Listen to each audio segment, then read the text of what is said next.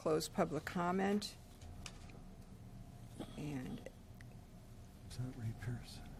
acknowledge the certificate of posting. Okay. We have that in our packet. Can I just have a motion on it? So move. Second. It's been moved and second. All in favor? Aye. Okay. All right. Well, then let's just go back to the department head announcements. And number one, Planning Division update.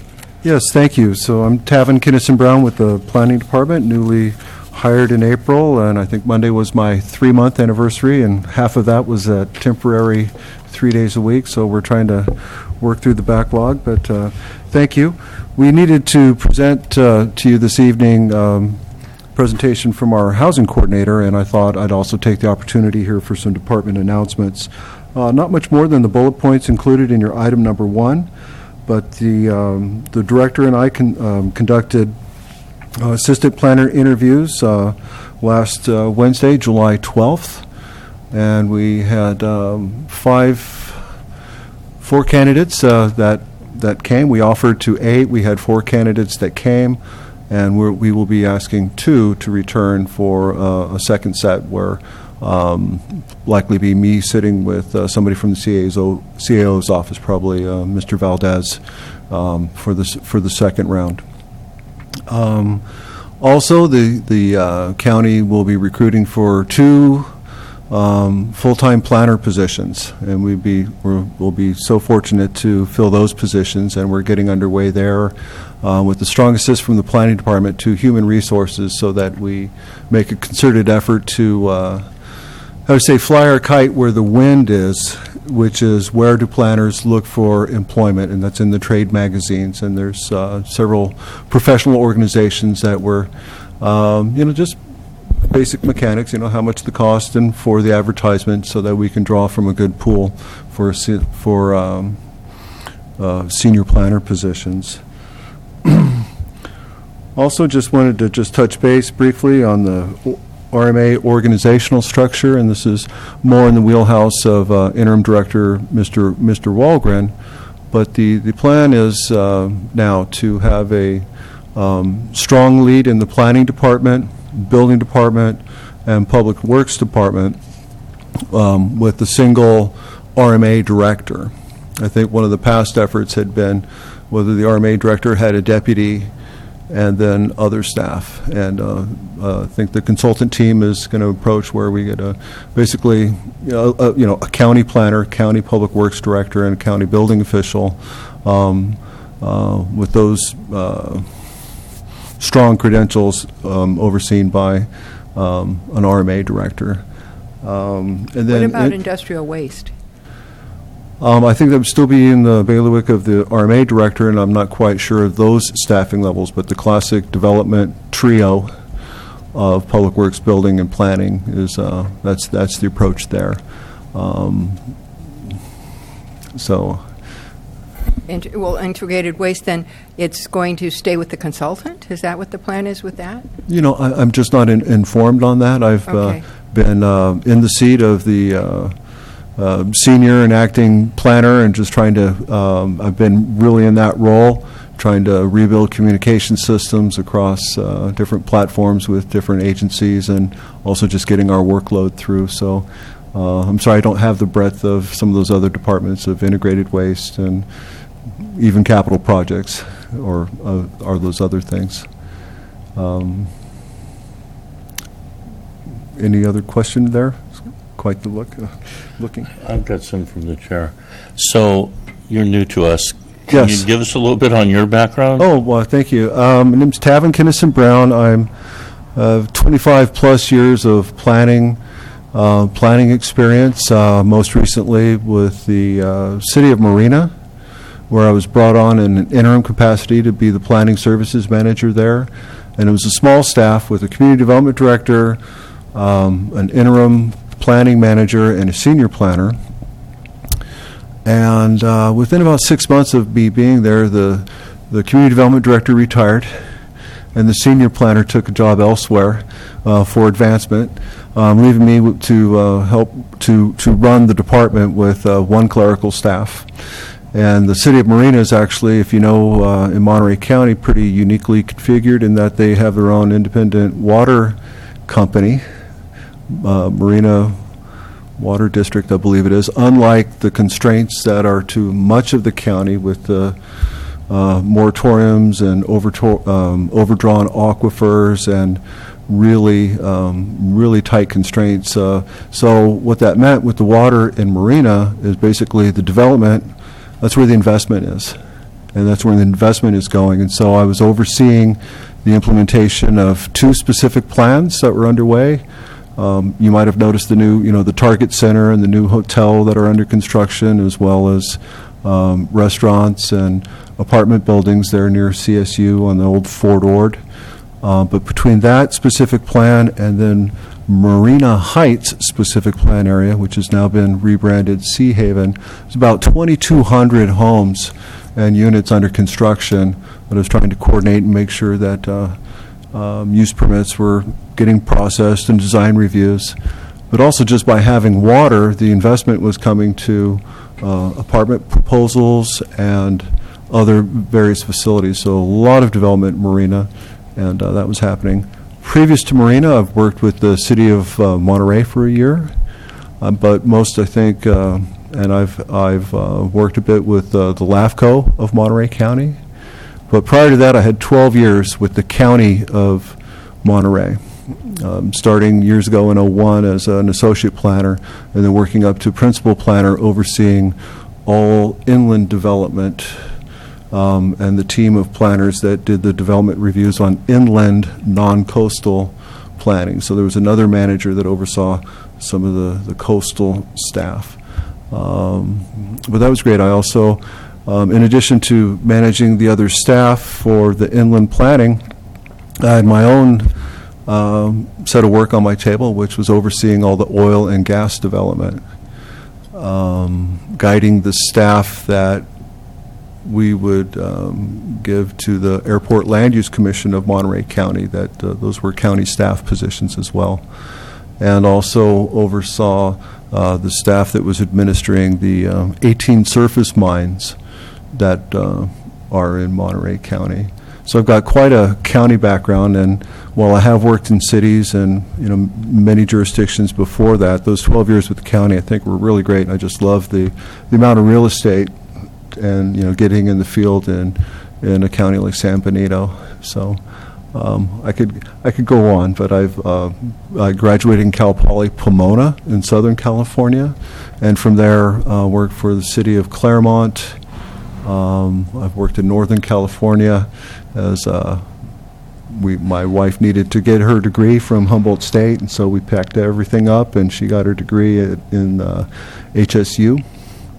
And I worked in the private sector there for a while before returning to the Sacramento region, working with a consultant firm that staffed public agencies.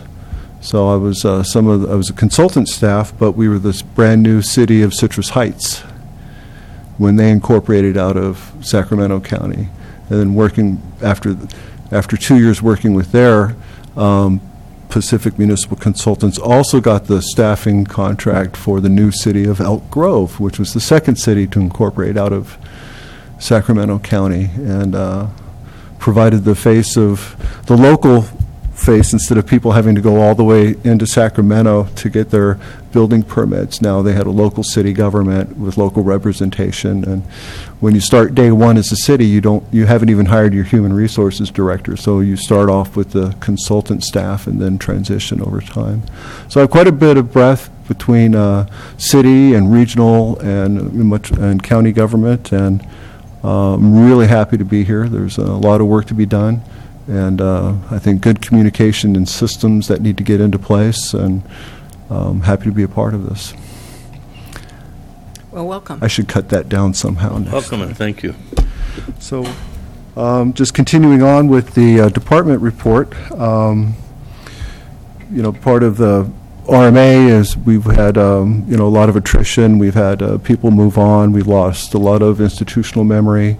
There are a few left that have been here for a while, but even the RMA has moved its address at different points, and that's presented quite the conundrum for our filing system and just where our files are located. And we've got, we kind of affectionately call it the dungeon, but it's a mess right now. It's been put together and undone and kind of not attended well. And so right now we're in a concerted effort to get our files reorganized and retrieved, and also to rework our office space. If you all have been into the planning office for a while.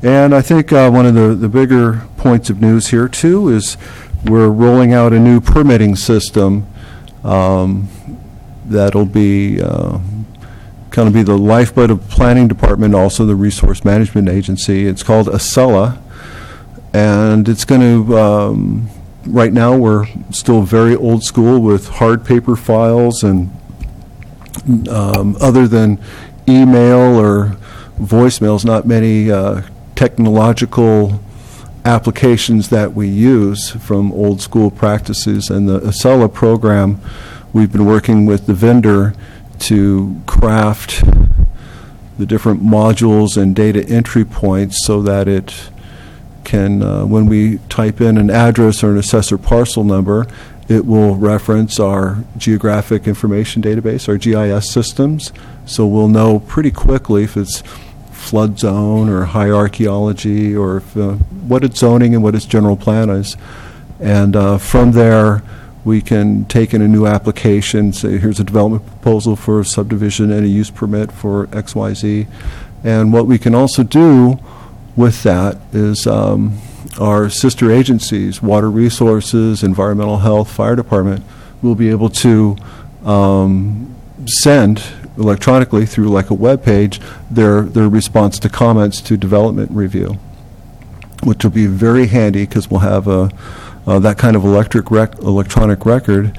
And then also one thing that we really needed to shore up and be better about, and it's hard with not that much staff, but as we build up a system here, is condition compliance review. I think that's been an issue recently with Santana Ranch or some of these other subdivisions. Is an approval was given on a project 4 years ago with 15 things to do before or during their operations, and who's following up on those? Who's looking at that? Who's to see that they're in operation?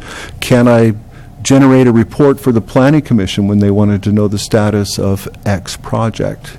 And right now, with everything being in paper files and the loss of institutional memory, I would just kind of almost hate to be asked because it'd be so difficult.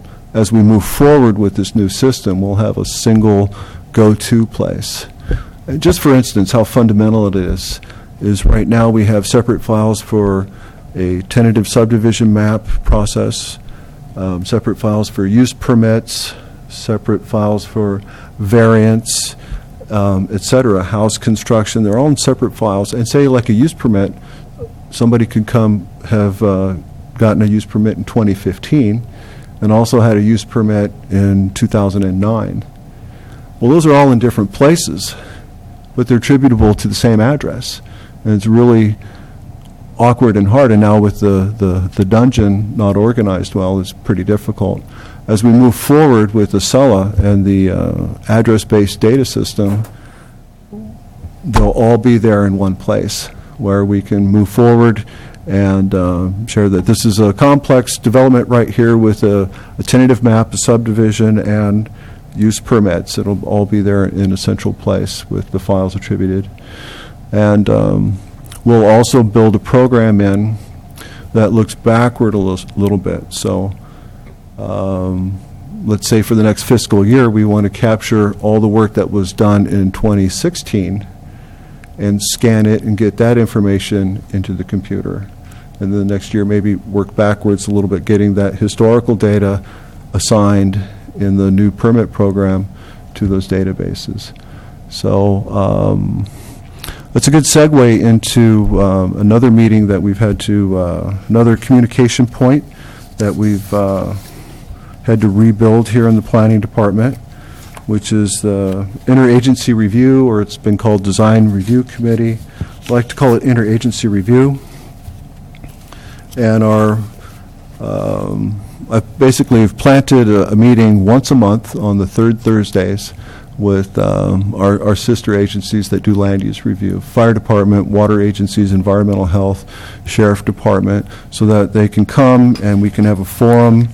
It's going to be 10:30 to noon tomorrow in the planning and building inspection building, right there in the sheriff's room, the large conference room, and we'll reintroduce ourselves as agencies and what our strengths are, what our weaknesses are, and what our communication needs are, just so that we can be more fluent, and so left hand and right hand. And so that's what we've been rebuilding in the planning department. I'm pretty excited about that. Can answer questions about any of these, but also I wanted to just give a hint here about some large projects on the horizon. One is the Fay Bennett subdivision proposal, about 90 units there on South Side Road, across from Mr. Brigantino's recently approved subdivision. That initial study was actually targeted to, that initial study and proposed mitigated negative declaration was proposed to be on the street this last Monday, 2 days ago. But due to some last-minute concerns and also some work-throughs on not necessarily mitigation measures, but actually incorporating some new things into the design that would reduce some of those mitigation measures, there's additional work that's being done between council, the consultant, and the planning department. And we're targeting getting back to hearing, having the environmental document circulate for 30 days, and then a public hearing at the Planning Commission in September for that proposal. That'll be proposed mitigated negative declaration for that subdivision. Also soon to be released after it's completed here will be an environmental impact report that's been assembled for the Bluffs subdivision, also known Lumpa, and Mr. Bates are advocates on that one, and that's a large subdivision a little more to the south and east. That environmental document will be available for public review soon, and then following that will be a public hearing schedule. How many units is that? Best guess. Best guess 120. It's pretty close. 110, 120, 107. I'm dedicating my Friday to combing through that document and the work that the consultant's done and some of the responses and engagement that county council has had. Just no disturbance if I can, and working right through it, because while it's been in the institution and been worked on all these years, the memory's gone. The planners that have been leading the effort, the directors that have been leading the effort are no longer here. And since I'm kind of on point, I think it's wise to know what's in the document before I make it public and say it represents the county's point of view. And so I'm making every effort to get that done, and it's there are so many of the highest priorities, but as far as the development proposals, the Fay Bennett proposal and the Bluff subdivision have been in for years, and they need their time to be brought to hearing for decision. So that's the short of it for what I had to report there. I'd be glad if you had any questions or of me. I can try to give those answers if you want to know the status report. Those two are the only two large subdivisions at this point? Large in that, yes, 90 and 90 plus. There are some smaller ones. We've had some, just last month I had a smaller one of 20 units proposed. There are some others that are about 12 or 15 units, and all pretty much, the 20 unit one is actually off of Santa Ana Road and west of Fairview, kind of drops down. I forget the acreage on it, but about 7,000 square foot lots, however the math works out on that. Meridian Road would run through it or connect to it. It's right in that vicinity. What road? Meridian. Fairview? Like Mercator and Meridian. Is that right where And is that where they stubbed Meridian off? Yeah. Okay. It would connect up to that, and we're okay.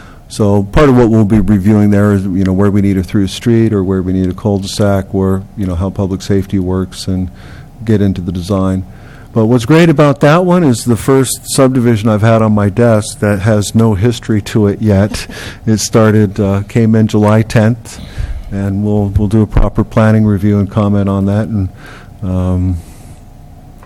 come in with the new processes, or at least I'll be familiar from the point one. So that's always exciting. Well, from that kind of completes the department report I wanted to share with you. And through the chair, if you wanted to move to the next item. Is there, Mark, do you have any questions? No, I'm fine. All right. Okay, well then let's move on to the accessory dwelling unit oral report.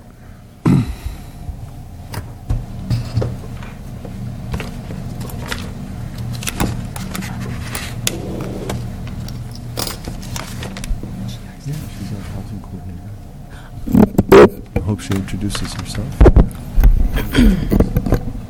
Good evening, Commissioners. My name is Tricia Lee, and I was also recently hired in April with the county as the Housing Programs Coordinator. I've been the Housing Programs Coordinator for the city for 5 years, but we are now joint, and so I am doing all the affordable housing for both the city and the county. As Tavin said, tonight I'm bringing to you the new Senate Bill 1069, and it's regarding accessory dwelling units.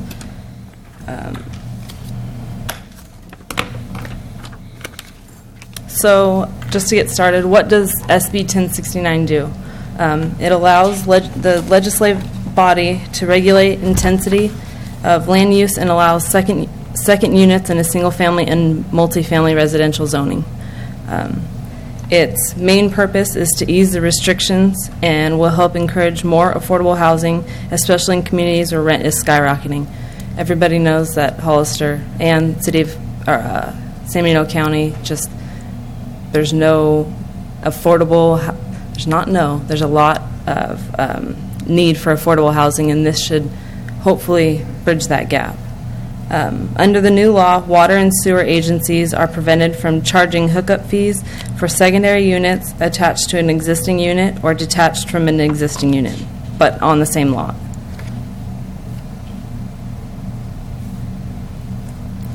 I have a question there. Can we stop for a sec? Sure. We can, as questions come up. So if city, let's not take city. So let's take district water. So Sunny Slope Water, Aromas Water, those districts. So this bill, the state bill, actually mandates control over those units so they cannot charge hookup fees? Correct. It's to That's legal?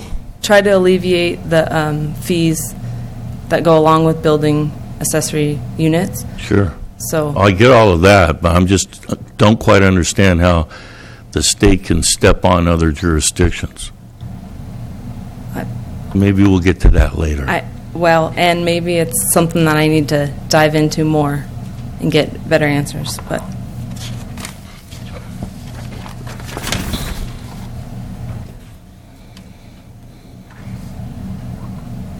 another aspect to this new legislature is local agencies cannot impose parking rules for certain ADUs, accessory dwelling units, including those located within a half-mile from public transit or units that are part of an existing primary residence.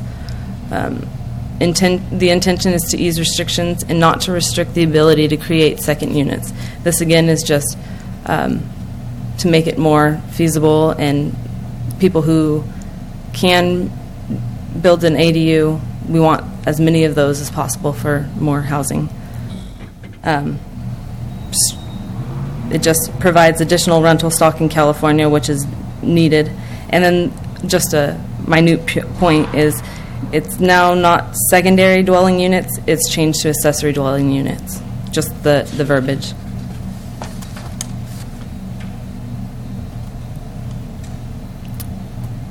SB 1069 requires local agencies to consider permits within 120 days of submittal of a completed building permit application.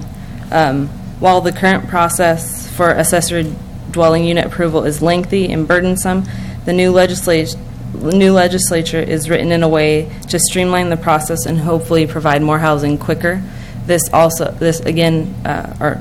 will help free up staff time because it's just a ministerial approval, and it won't take a lot of staff time and in turn free them up for other projects within the planning department.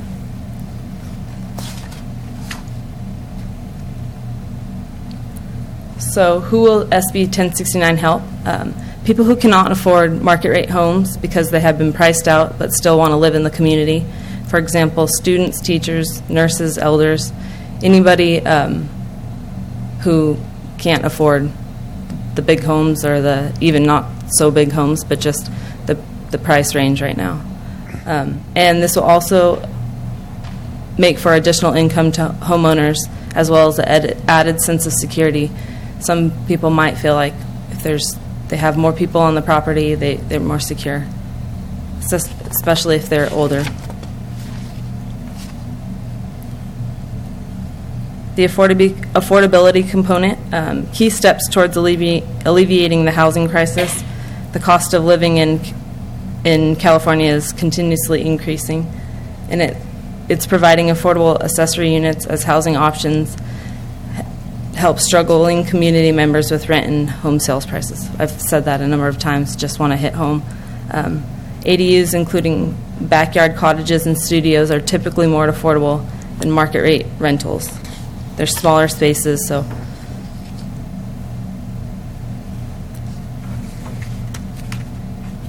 So with this new ordinance, a jurisdiction does not have to adopt their own ordinance and can use state standards as their ordinance if they wish. If a jurisdiction decides to adopt their own ordinance, it must contain all the state standards, but can also apply development standards and designate areas. So you can, if San Benito County decided to adopt their own ordinance, we can kind of play with it a little to make it specific for San Benito County. There's a few things that we can designate areas where ADUs can be built and things like that. State standards are minimum standards, and a jurisdiction can modify. And so the current code for San Benito County is out of compliance. So at this point, if somebody came in tomorrow to want to turn in an application for an ADU, we would have to fall back on state standards.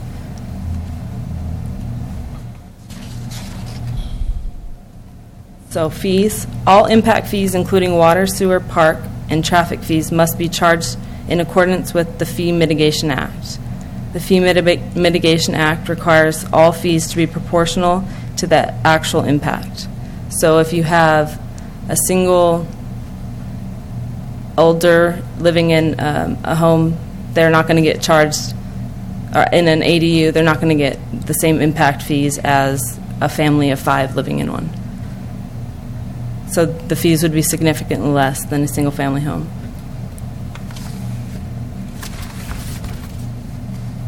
So you're working under the assumption that these homes or smaller units would be for 1 or 2 people?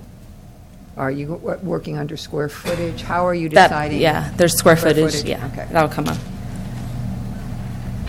So counties cannot consider ADUs as new build and put all the impact fees that they would a new tract home or something like that. So here it is. Can we hold there for a sec? Yeah. So new builds. So what if somebody goes in and decides, well, you know what, I want to do a secondary unit. I want to help get affordable. Why would they not be able to do that? Couldn't they, you say new builds are not even included in this process.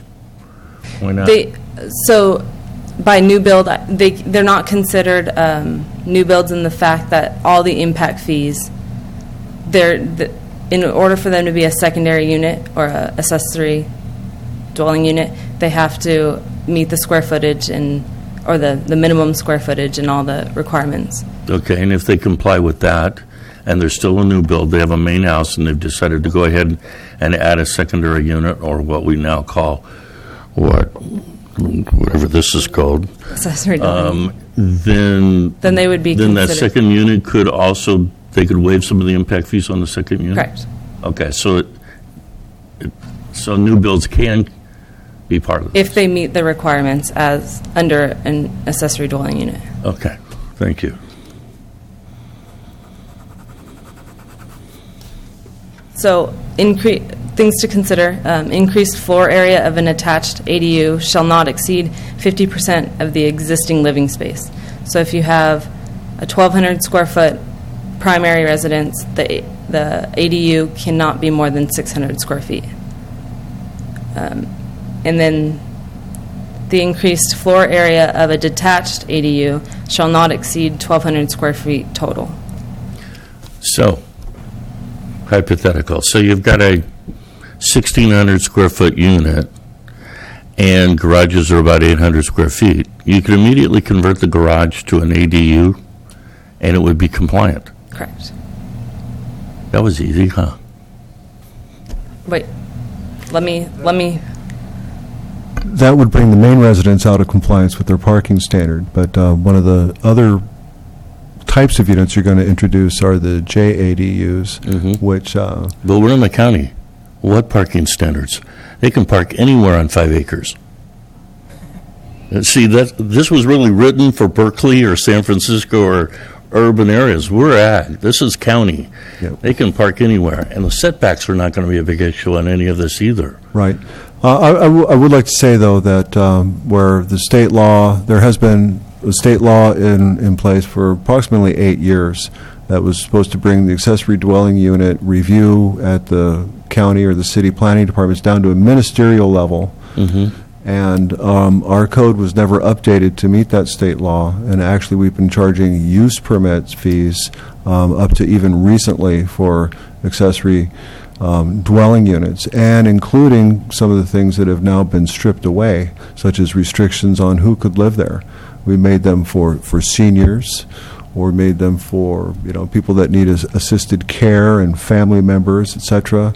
Sure. And those things have now been stripped from that, and it's really trying to incentivize and disentangle discretionary review. Basically, if they come in with 1,200 square feet or less, and they can meet their development standards there, we're supposed to be very permissive. In fact, even if they're not exact with meeting a side setback or a rear setback, we're supposed to be permissive and find a way to enable those units to be there for the state's purposes of providing and incentivizing more affordable housing, because it's not only affordable because it's a smaller space for a family or a couple or however the family unit is to live in, but also provides supplemental income for the property owner, as well as those securities, and so they thought that was a good means to an end.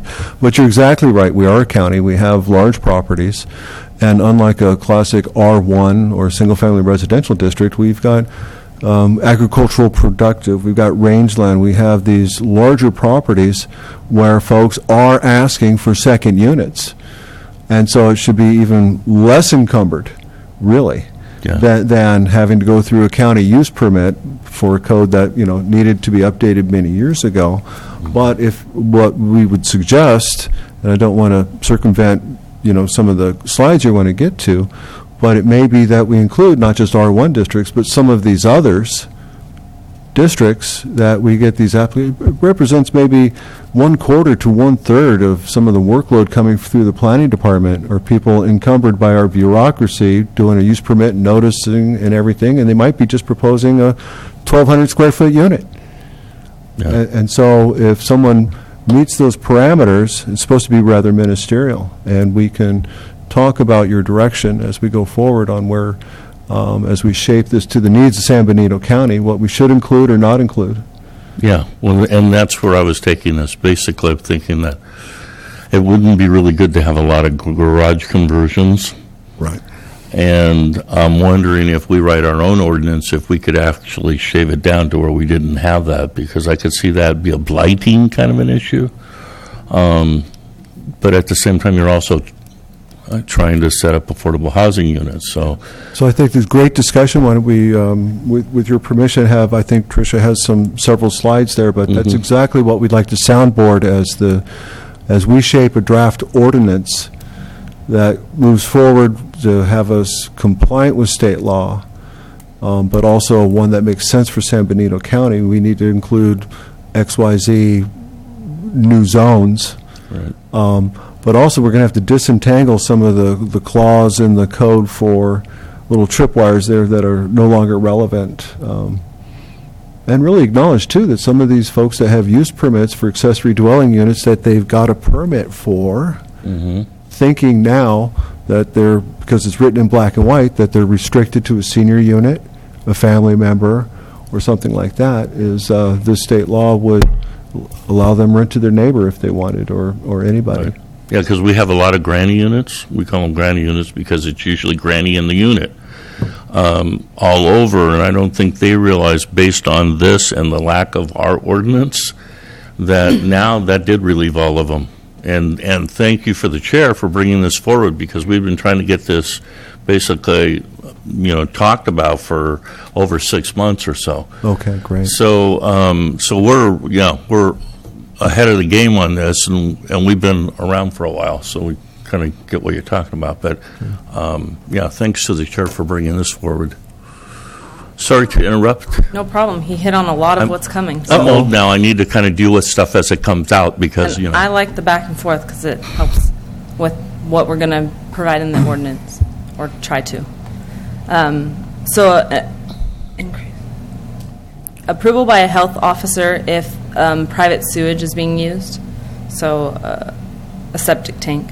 And a big one that I think needs to be looked at is no fire sprinklers are required if they are not required in the primary unit. So if your primary unit never needed them or hasn't needed them to be updated, they're not required in the ADU. But I think what you're also pointing out, though, is that might be a point of discretion that the county wants to consider, is even though the main residence under the state law doesn't have fire sprinklers and the accessory dwelling unit might not need it by state law, it could be one of those things where you balance, public safety and response times, maybe we should have fire sprinklers, or, gosh, that's going to increase the expense of constructing these units, and maybe we don't get as many accessory dwelling units as we want, because somebody doesn't want to pay for this fire sprinkler. So that's the kind of stuff that we're going to need to work with and think about a little bit. In the current code, the ADUs have to be owner-occupied, either the primary unit or the ADU. But jurisdictions with the new ordinance, they do not have to be owner-occupied. Neither you can rent your primary and your accessory dwelling unit. But again, the jurisdictions can require them to be. That's just something that we would have to add into our ordinance. And there's also, we can make terms of rentals 30 days or more, just depending on what we decide. That will kind of help alleviate Airbnbs if that's not something that we're looking at going towards. San Francisco and cities like that may be what they want to see, but I'm not sure that Hollister or San Benito County is. Well, if you're looking for residents, or if you're looking to help the owner to pay for the residence by having it an Airbnb. Yeah. I don't really say our area is a big Airbnb area, But if I could for a moment, can you just back up one slide? Sure. I think that bottom paragraph is something that we, really think about here. What's going to be appropriate for San Benito? So that point about the accessory unit is not required to be owner occupied, but you can require at least the owner to be on the property and live in one of those units and have an accessory unit. Because if you think about it, someone's buying investment property and they live out of town, but they own that property. Now they've got a main house and a second unit, and they're both renters, and you don't have that ownership present. Mm-hmm. And so the state law allows you to give direction there, whether you say, at least, whether the owner's living in the accessory unit and getting a bigger rent for the house, or the house and have an accessory unit, the San Benito can make a requirement in that way, or not. I think that would work too, because let's say you have an older couple, they decide they're going to pare it down, they're going to go into the accessory unit, they're going to own or occupy, and they'll rent out the larger unit. Will help them with the retirement. So I think having it either way in the main house, but having them on property, so you do have less issues. Yeah.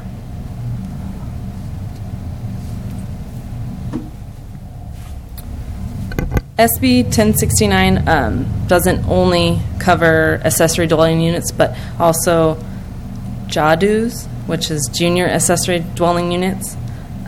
And those are usually bedrooms inside a single-family home that have an entrance into the unit from the main house and also have a separate entrance outside. So you can go throughout the house.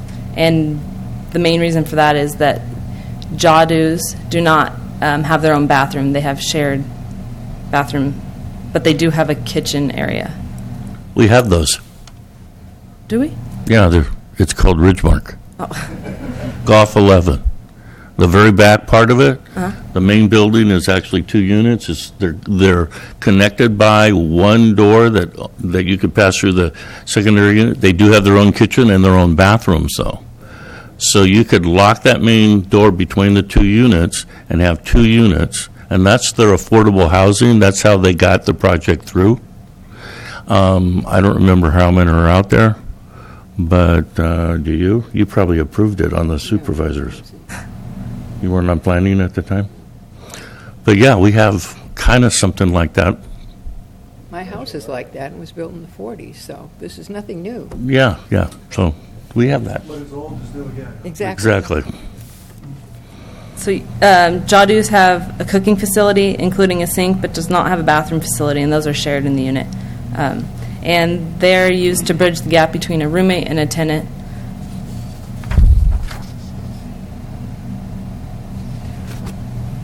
So here's just the differences between ADUs and the JADUs. Oops. The square footage is the big difference. They both have a kitchen. Like I said, the bathroom is not in the juniors, and then separate entrances. So parking, in the junior accessory dwelling units, no parking is required, no extra parking is required, but in ADUs, parking may be eliminated and cannot be required under specific conditions. If it's a half mile from public transit. On the junior unit, Yep. I read something about the kitchen. It doesn't have to be a full kitchen, though, does it? It has to have Has to have counter. a sink, and I think like There's got to be counter space, or counter space, and then Like a the little stovetop thing. right. But I thought it said, excuse me, it excluded even gas. You don't have to run gas to the unit. I didn't read that part. Did you? see Maybe anything I on that? misread it. I don't have that off the top of my head, but certainly I can provide the commission with that information. That's all right. Yeah. But it should be in the I remember reading code. something, so. Yeah. But it wasn't it was not a full kitchen. Correct. Not forcing everybody into electric ranges or... I can't remember what it was, but it was something along the lines of you didn't have to have gas installed in the... I can't remember. Sorry. Yeah, we have, because there's still heating and ventilation and things like that. Also, is there any allowance for condoizing? Condoizing. Yeah, so essentially you create a common wall between the units, right? You could actually break one unit off, give it its own APN, and it could be sold separately. I think where we'd get on that one is, say in our, say one of these agricultural preserve district, AP districts we're considering right now where you need a 5-acre minimum. If you tried to draw a small box around a 1,200 square foot unit, you probably would not be able to create your 5-acre minimum parcel size that would be consistent with the district standard. Correct. It would Right. force it into a non-compliance. Right, and then comparatively, if you're in another district where, say, it's 20 units to the acre, Mhm. and more dense, a little more urban services, certainly not on septic or anything, if a subdivision of airspace was allowed, condominium or those things, you could probably consider that, but of course would no longer be anywhere near accessory dwelling unit stage. But it's Yeah. probably going to be your lot size minimums in the residential district that, say it's a 10,000 square foot minimum or a 1 acre building site that would prevent those people trying to parcel it up. Yeah, and could we write in an exclusion so they can't do that? Would that be over restrictive against this? Because, I mean, the whole concept of this is to make an affordable unit, right? And you're wondering Not if it'd be to set up converted apartment complexes to condoize. Well, that'd be a really interesting discussion, because at one point, many communities like to incentivize ownership versus rentership, of which a condominium or a smaller piece of property that one could own, you might say, is furthering those purposes. So it might take a look on our part here, but Yeah. I think part of the balance here is, are we going to do something so permissive that we erode the character of our agricultural districts or some of these, the range, Exactly. and those things. So, Yeah. the rangelands. So we'll have to see.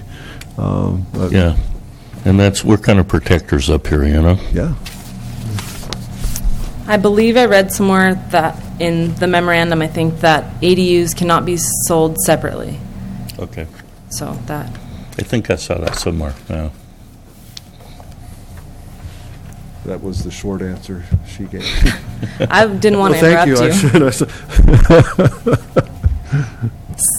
The regional housing need allocation, this is pretty important when it comes to applying for grants and funds from the state, that these ADUs and the junior accessory dwelling units, they do count as affordable housing units. And that's huge. We need that. Oh, yeah. We're so non-compliant with that. They just need to obviously meet the appropriate income levels. So here's a few changes with the San Bernardino County's existing code, and then what would be the state standards or the new code. Like we talked about, the maximum habitable floor area currently is not to exceed 900 square feet, but with the new code, it's 50% of the primary unit. Now, in the new one, or the existing, we have 900 for a regular one, but if you have a handicap unit, it can be higher than that. It can be as much as, I think, 14. If it has certain, handicap access and all the other stuff. Is there anything in I didn't read anything about handicap access with the new ordinance. So that might be something we want to write into the ADU to allow that increase in square footage as well? Okay.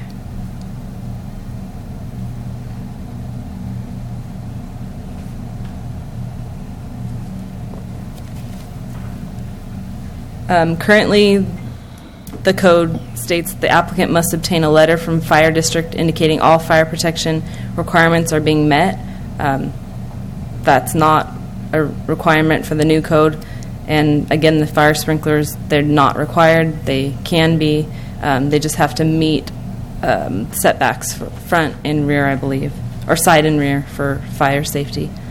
Currently, before the issuance of building permit, applicant shall file a declaration of deed restriction with the county recorder saying that they won't, I believe it's saying that they won't sell the ADU separately. And with the new code, there's no declaration of deed restriction required. Like Tavin mentioned, currently senior dwelling units are restricted to seniors, the definition of a senior, and there's no such restrictions for seniors with the new code. And furthermore, anybody can rent as long as the owner wants to rent to them. With the existing code, one additional parking space per ADU must be provided. And then with the new code, that's not the case. unless, or one additional parking space is required unless ADU is located half mile from public transit. It's in the historical district, which that doesn't pertain to the county, I believe. And when on-street parking permits are required, again, that's probably not county, but then if a parking permit is required but not given to the owner or the renter, then it's not required. And then we talked about the owner occupancy, and that's definitely something that we can add into our code or our ordinance. So current ADUs in San Benito County, the top 3 zoning designations are agricultural, productive, rural, and rural residential. And with the new code, it's as long as it's zoned residential, but like Tavin said, we can add any designation into our ordinance to make sure that it works specifically for San Benito County, since this is probably more of a city-type deal. If I may clarify a little bit, we do have R1 districts and other residential districts, single-family districts that this applies to.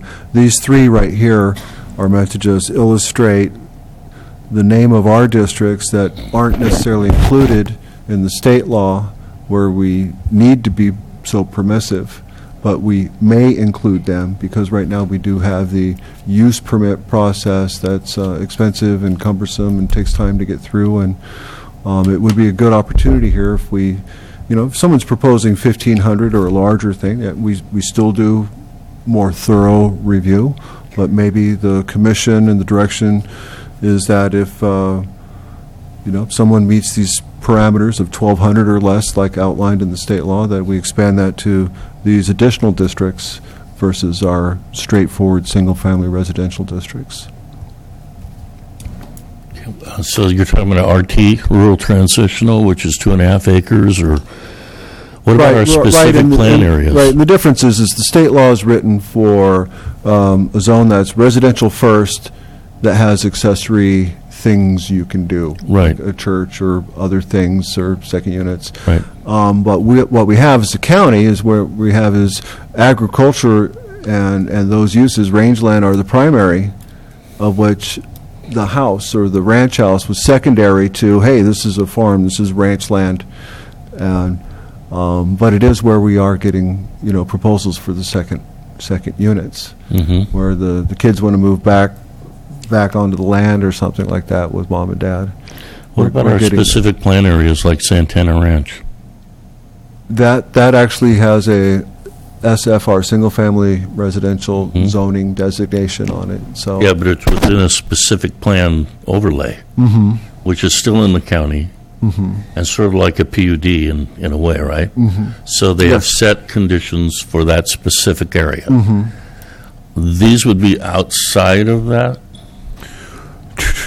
So there would be, and see, the thing is this, any of our specific plan areas that we allowed this kind of density to, sooner or later they're going to be city. Yeah. And does the city have this in play? I talked. So they're using the states too. That's they're going great by to the hear. states. But the main thing is the specific plan has the same weight as zoning. It is the zoning, all right, because they both, whether it's a zoning or specific plan, have to be consistent with the general plan. So the state went in and said, in your zoning districts that allow single-family residential, here's the game, is it's less discretionary and more ministerial if you meet these parameters. Right. So I would say that this absolutely applies to folks inside of Santana Ranch. Okay. And those types of neighborhoods. What the trend, though, often is that these subdivisions, one of the trends is, let's give a small parcel and build the biggest home we can on it, right, setback to setback. So whether they have the room and the physicality to accomplish such a thing begs to be seen. Maybe more of those JADUs, that if you can convert a garage and not have to provide another parking space, but I still think, if we've required that those homes maintain 2 covered parking spaces for the main residents, and that was in the plan, that can't be compromised. And so if they convert the garage and no longer are that, this is not meant to undo compliance with the main activity on the property. It's Okay. supposed to be accessory to it and not contrary. And that would help in a specific plan environment. My concern actually in these rural is septic. So now septic sizes are chosen by bedrooms. And now you just added a couple of more, but I haven't heard any talk about adding septic systems, just hooking to existing systems. So now you're overburdening your septic systems, and there's some out there that are probably so old that they're not compliant to the 100% recovery. Ooh. True, huh? Yeah. So we have cistern septic systems here still. You know, who I knows? won't tell you who has that. Yeah, who knows? We might find that there's an in-between area where we've got an R1 single-family residential that's fully served by sewer and water service, but maybe there's this tweener area, let's just call it, 1 plus to 4.5 or 5, where we say, maybe we shouldn't do too much of that because we're relying on septic. And then maybe there's the 5 acres and larger where you say, hey, there's a lot of real estate out there and we can accomplish these things. So there might be a little more science as we engage environmental health or even soil trends. There might be some parts of the county that don't perk well. Right. Well, we got that. Yeah. Yeah. The thing is that we also have that too on Bonneview, which is a city street. Well, I'm sorry. It's a county road surrounded by city, and they're all still on septic systems. That's mine. I live on El Toro Oh, there you in a go. little county, and I'm on septic, and my neighbors are not. Yeah. So how do you go in and allow that these are small, these are like orangutans. These are like weird little parcels that somehow got in there a gazillion years ago. And they're actually, El Camino Paraiso is the same way and all. They're still on septic systems, and the lot sizes are probably 1/4 of an acre or less. Yep. And the So house there's not a lot of room to put any other septic system in, let alone a leach field or anything else. Correct. And the house the primary is 1,100 square feet, and there's tons of room. I have a shed that's 900 square feet. Yeah. So Yeah, so that's because we are the county and we have such different mix of everything. It's how do we get this to comply to those and not overburden sewer systems and some other services. Let me just plant the word as we go forward with discussion of maybe we try to flesh out a performance standard here a little bit versus so. earlier it did mention having it. The health department had to go check on the sewer, but what are they checking for really?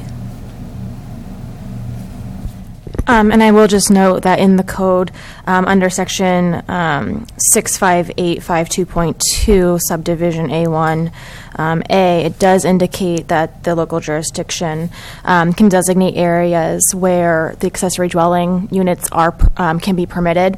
And some of the criteria that the local agency can consider is the adequacy of the water and sewer services and the impact of the accessory dwelling unit on those services. Okay, just so wanna we let got you know it that. out. Okay, that's good. Thank you. Or even other environmental constraints, say your roads are already packed and you've got a traffic issue. You're not obligated to exacerbate poor background conditions. Okay. For the last 2.5 years, in 2015 there were 5 use permits for ADUs, and I believe they were all for senior accessory dwelling units. 2016 was 8, and thus far another 5. Just a little history on.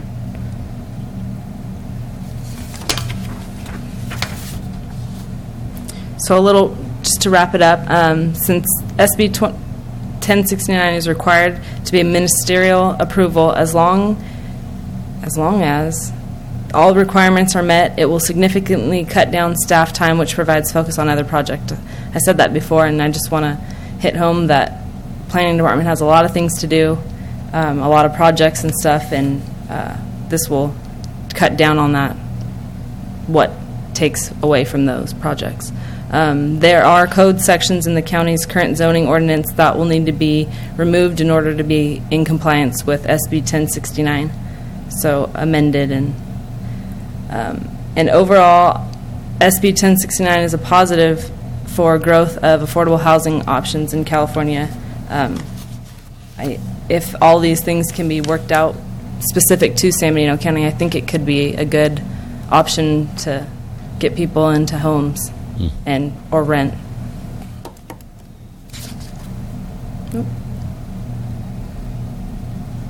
So, if we have any more questions, we can start jotting down things where we can try to move into the draft ordinance and see how. Okay, I'd like to open it up to the public first, though, before we, unless, do any of the commissioners have a question now? I'd like to hear from the public, too. All right, I'll open it up. Wayne? Yeah.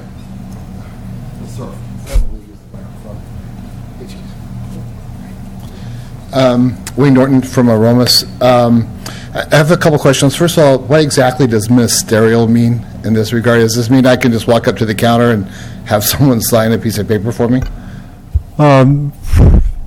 Kind of. So like a water heater permit is ministerial action. I don't have to think about it or take it to the commission. You say this, but you still have to install it to code. Right.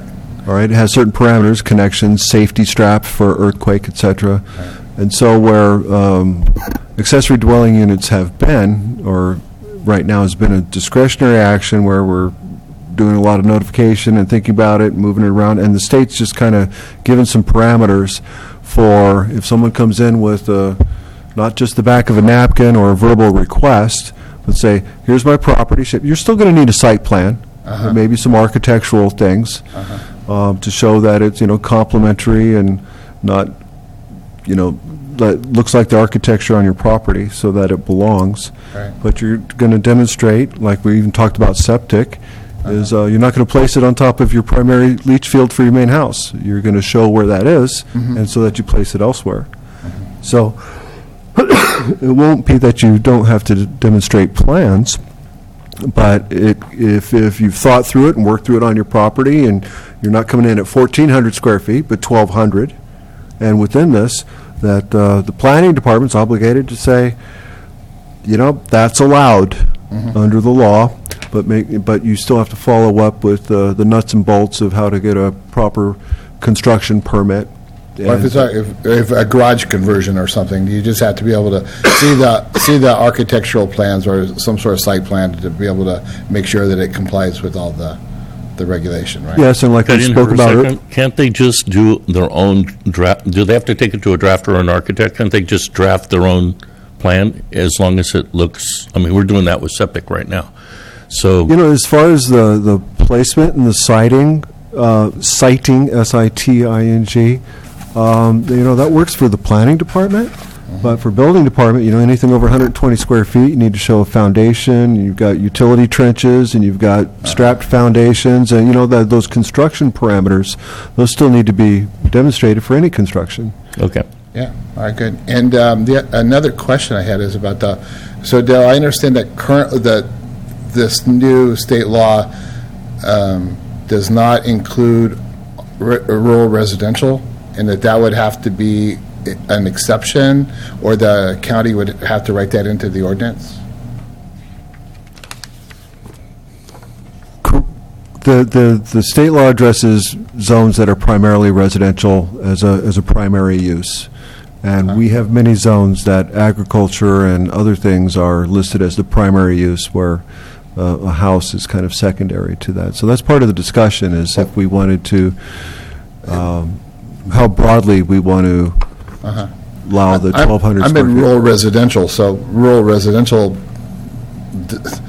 seems like that's no one in my neighborhood farms except for the guy who might be growing some marijuana. And what's interesting too is as you get in the rural residential, you also have larger parcels where we're going to have fewer site constraints. Right. Correct, but at one point, how many additional septic systems in a given area. I don't know the percolation or the soils or some of the broader issues like that. We'd have to. And traffic's still an issue, even in rural residential, yeah. I appreciate that. Thanks for the help. I'm sorry, I so should just have as gone a through the policy, as a policy, a comment on the policy, I think this is a really good idea. I mean, I know for years in this county, we've been talking about trying to find ways to preserve agriculture. And it seems like we haven't been doing a particularly good job of that in the county. So the combination between preserving ag and also trying to deal with the housing affordability issue seems like this is a really good way to do that. I mean, I know I'm talking to a lot of my progressive friends lately about the need that if we really are serious about wanting to preserve ag, we're going to have to be more comfortable with higher density. We're going to have to be more comfortable with higher density, and especially in this county where we're kind of used to having some elbow room in a lot of places. I think we're going to have to get a little bit more comfortable with having people a little bit closer to us and have a little bit more density. I just think this is a really good idea. I think it's a good idea for a lot of reasons, and I applaud the Planning Commission for thinking about this and for trying and making sure that the state law fits with San Bernardino County. We all know over the years that there's been a lot of state laws that don't really fit us particularly well because of the unique nature of our county. So I'm glad you're doing it. I think it's a great idea. I fully support it, and thank you. Thank you, Wayne. Would anyone else like to address the Planning Commission? Okay, and I will leave the discussion part of the agenda open. So if we're having some discussion up here and you feel you'd like to comment on it, if you'll just raise your hand, I will recognize you.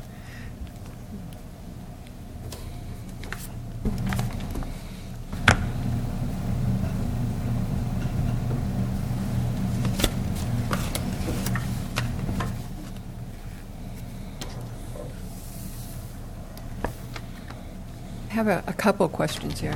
On CC&Rs in developments, if they have CC&Rs that say no secondary units, does state law, I assume, overrides that? I believe that You want to take a crack? I didn't read anything about CC&Rs, but I know that it says that this ordinance trumps anything previous. Okay. Am I right on that? Okay, that said, real estate law basically says that no most restrictive applies. So how does that work? So for me, this isn't a situation or an issue I've looked into yet, but certainly I will provide some guidance on that with regard to the question about CC&Rs and the state law and which one overrides and whether or not the CC&Rs could prohibit the secondary units if the county allows it. I will look into that for you. Okay, thank you. Thank you. Thank you. That's a really important question.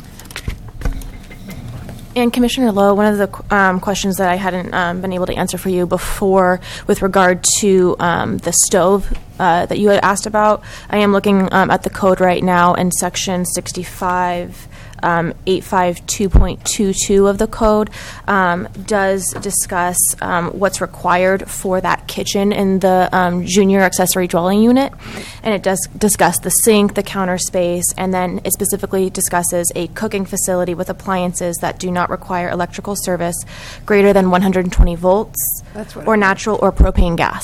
So I just wanted to at least get back to you on that one. Okay.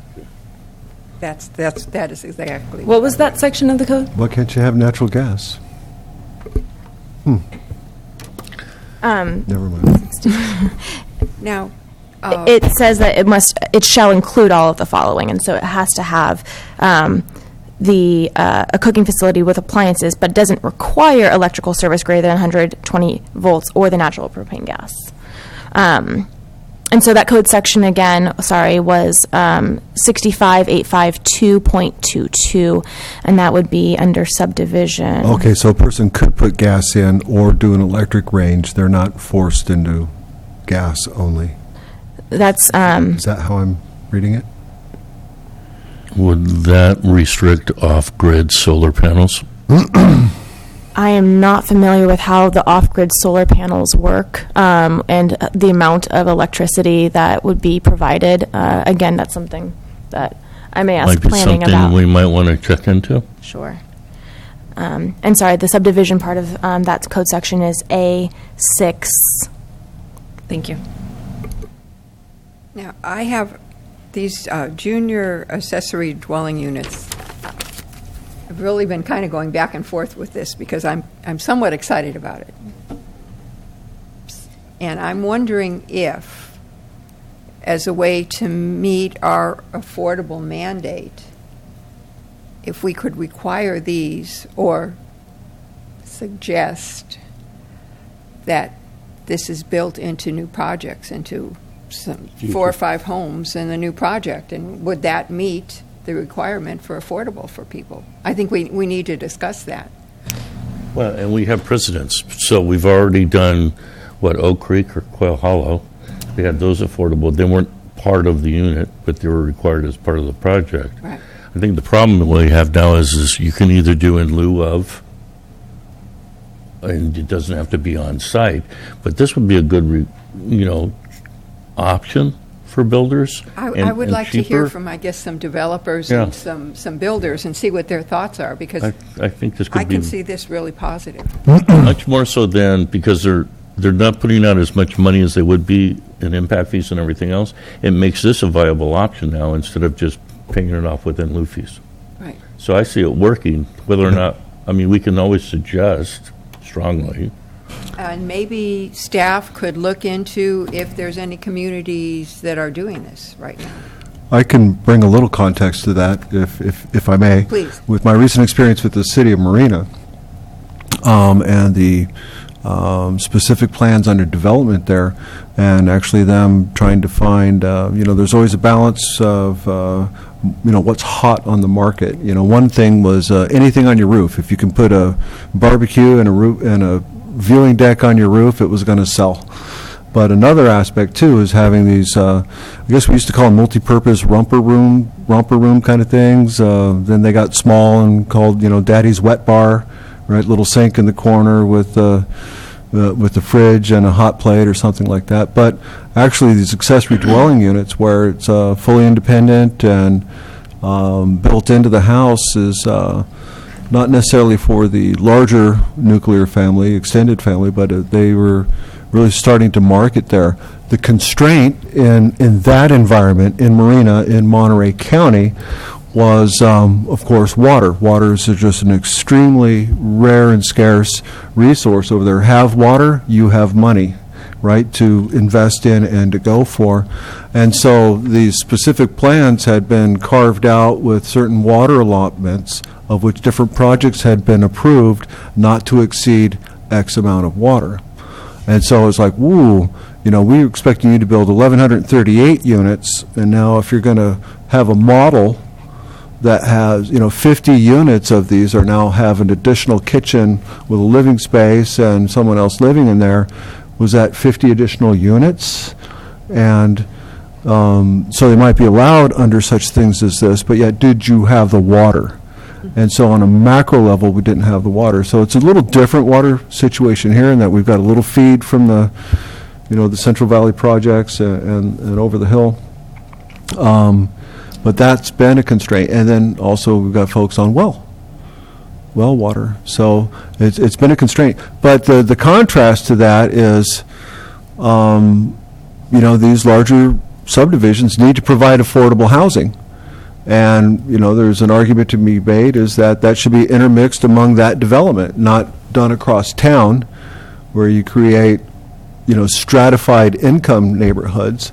And so if one looks at it as they need to build affordable housing anyway, why not do it there on their own property? And you're going to use water either there or over there. So I think it's a great discussion item.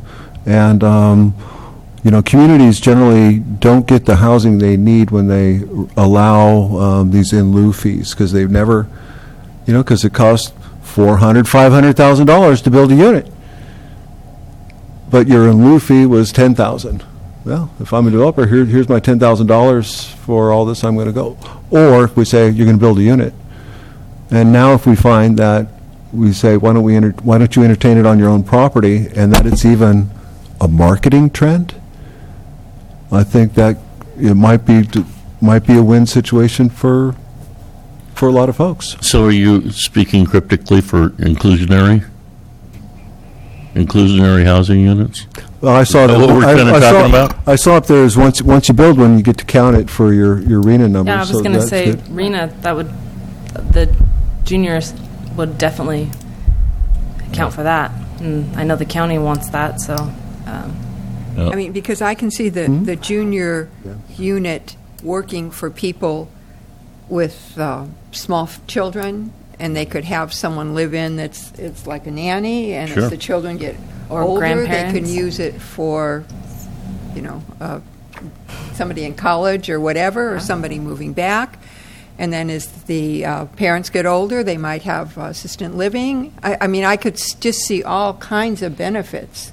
And that's why I think that if we could encourage some development with this built-in, new units, and they could use it towards their affordable.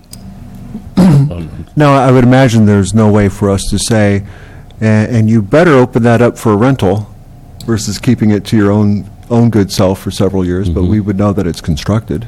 But Right. if it's a nanny that would be living somewhere else anyway, Yeah. what difference does it make? I mean, Like that's the how water. I see it. Like the water. You opened up that project over there, and now she's here, Right. and that unit now can be rented to someone else.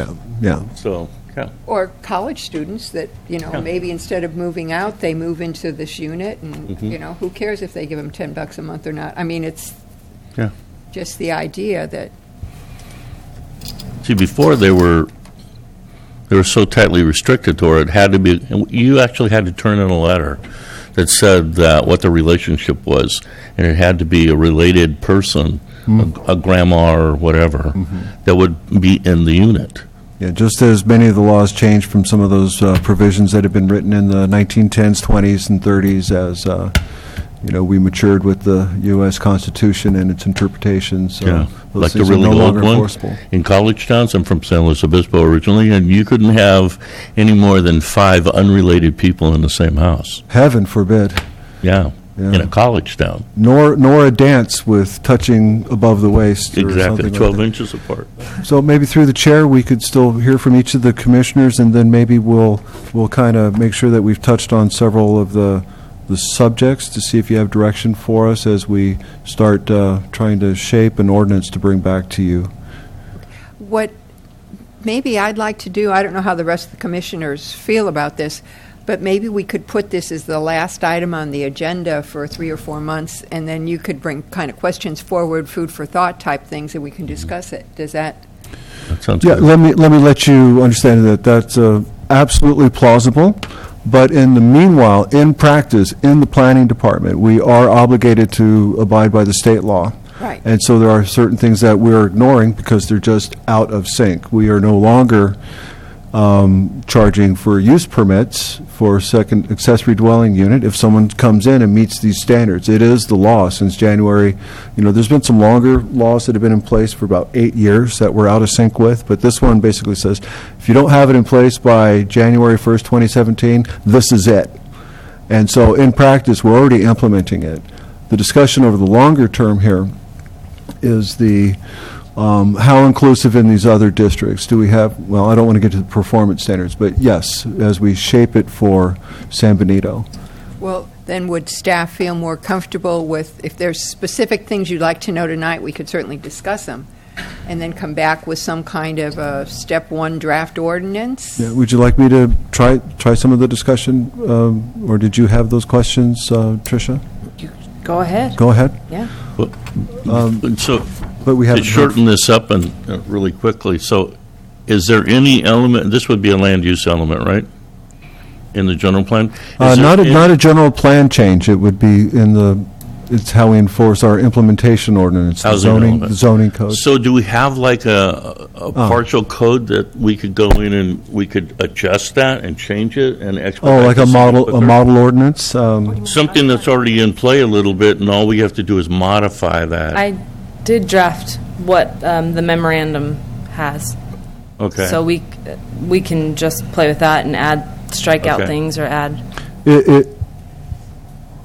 You know what I'd like is the time to evaluate on my side whether we look at a line-in strikeout version, or it's going to be so colored with lines in and strike out that we that we come in with something fresh, and then we show you where we've had to amend and take nuts and bolts out of other parts of the code.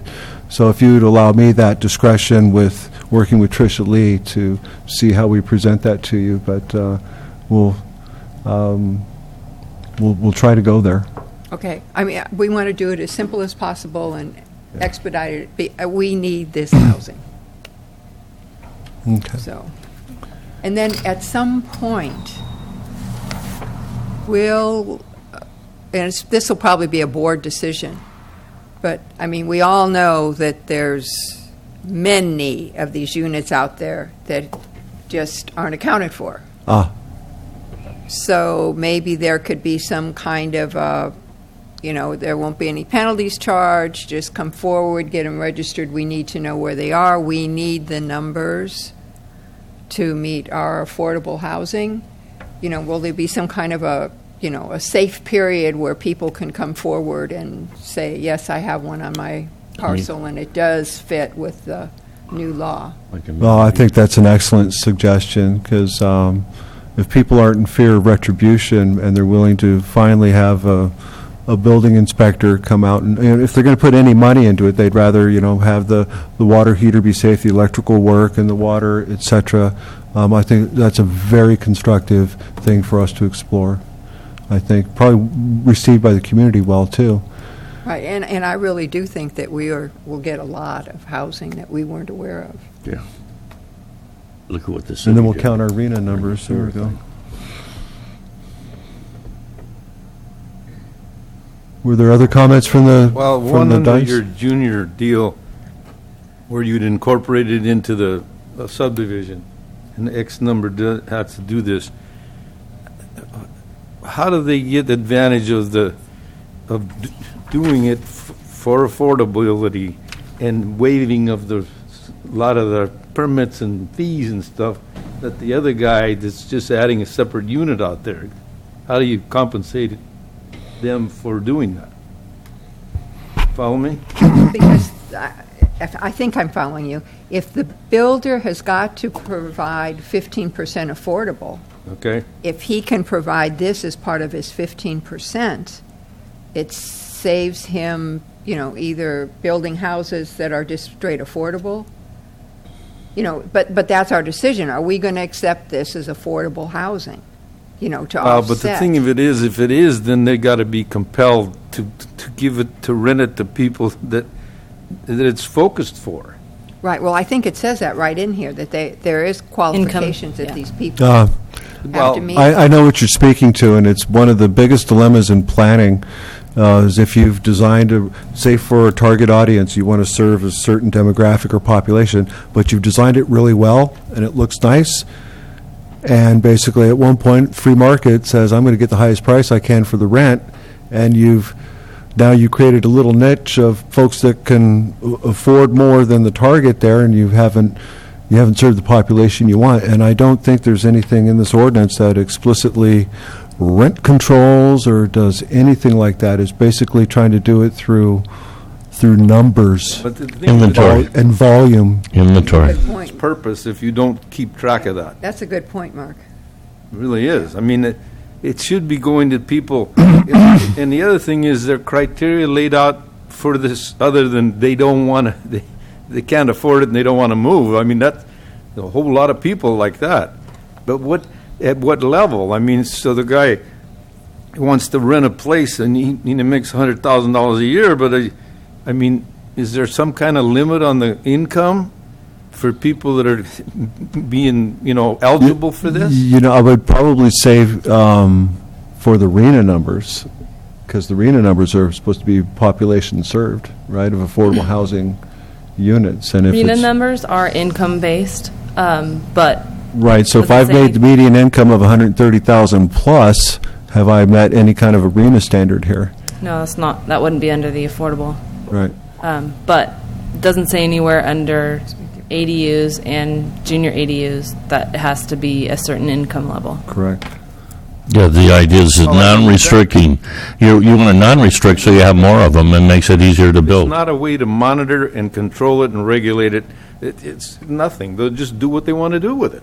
Well, and I just want to point out that this is an accessory dwelling unit versus like a rental housing unit ordinance. And so certainly the state law, we're discussing just the accessory dwelling unit parameters that we have to incorporate into our current ordinance. And if we want to have anything more restrictive or more allowing, depending on how the state law is set up at the local level, that's what we're discussing. But certainly we're not discussing, what units are in the rental market, so to speak. And right now, the ADUs aren't required to be, a rental unit. They can be for extended family. They can be used by just the person. But certainly a lot of people, or it allows a lot of people and homeowners to be able to rent out a unit, which then provides a source of income and makes housing more affordable for two different parties then.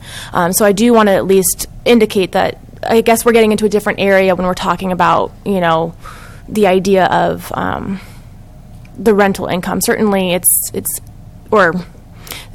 the target population being served by allowing or not allowing these units. I just want to focus on the fact that this is simply a discussion about what we have to do in order to comply with the state law. And that would be a different discussion with regard to, what we do for if a target population is being served by this being affordable housing. Different situation. Got a good segue, though. The state law doesn't talk to anything about the criteria of the people that are renting it. That's because that's a different type of state law. That's the rental laws that we don't have here in the county. Certainly other jurisdictions do have, rent control laws, et cetera. And there's units, oftentimes that jurisdictions will have, you have to put your unit in the market, so to speak, and then they're keeping track of those units.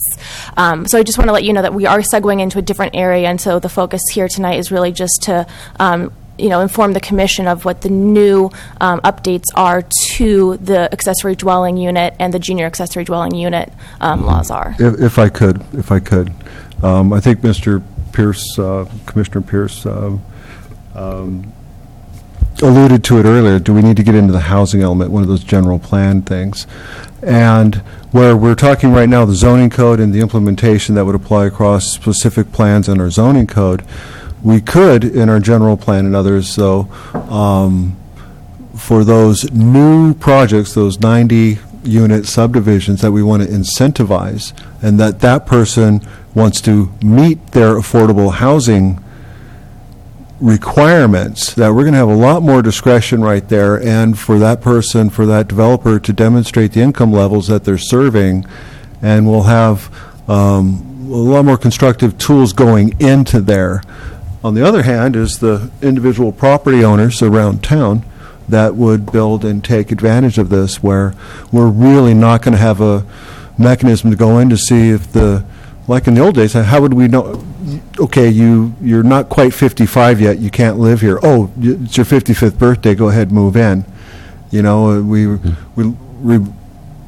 Grandmother passed on, but her best friend still lives in the unit but is not family. Did we do anything to see that she's... No, we didn't. We don't have that kind of government regulation, much less whether they're charging $400 in rent or $900 in rent. We're not going to be able to do that. But if someone's trying to meet their affordable housing in their new subdivision, and we'll be able to outline those parameters before we're that permissive.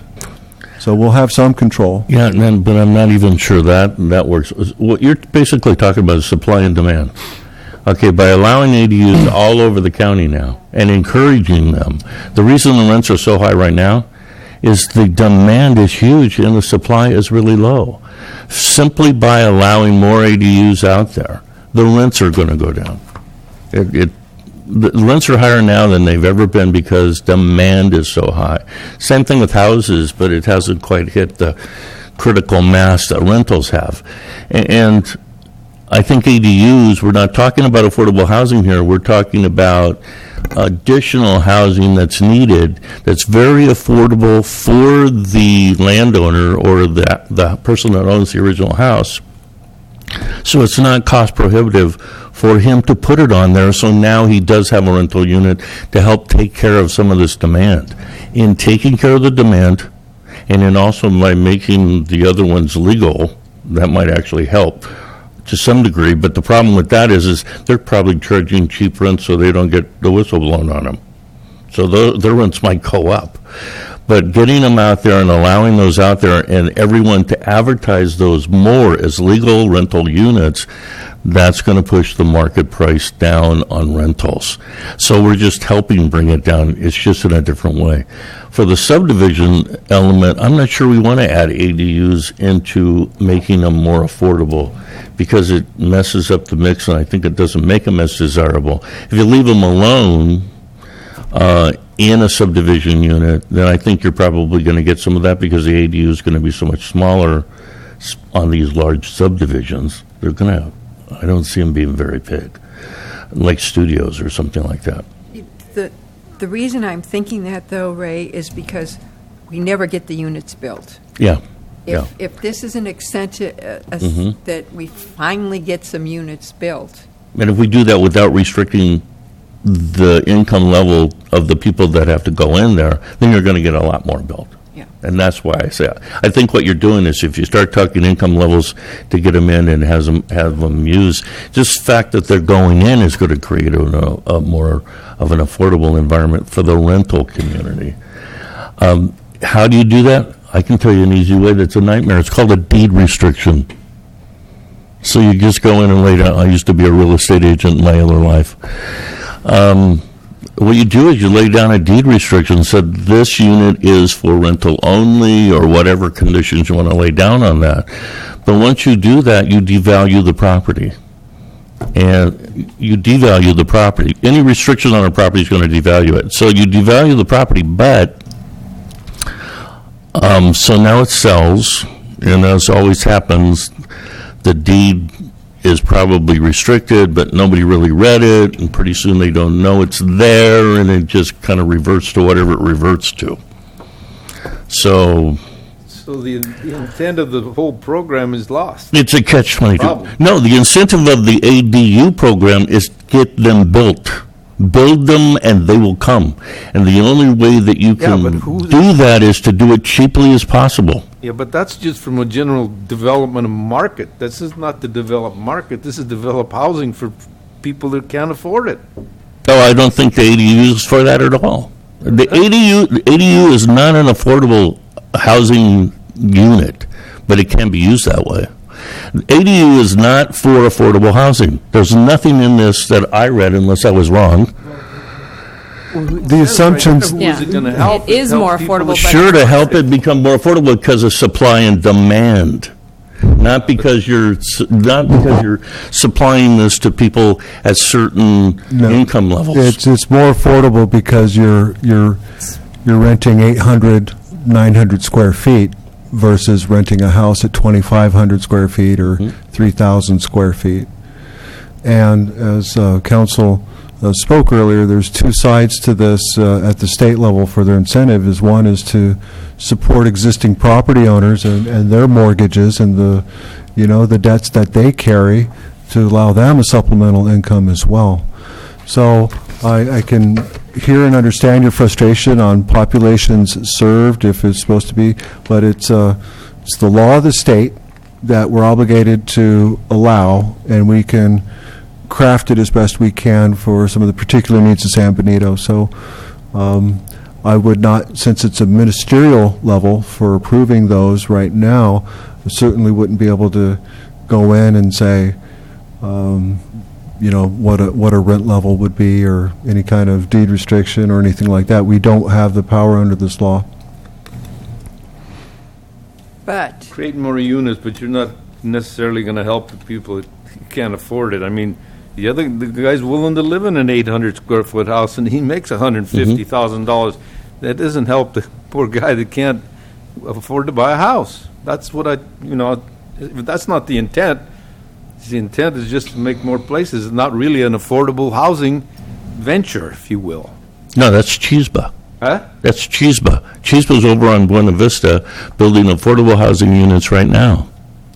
But, and yeah. they use in lieu fees from projects for affordable housing, and they do it really well. They do it because they're a private unit. They're not government, and government is so bad about all this stuff.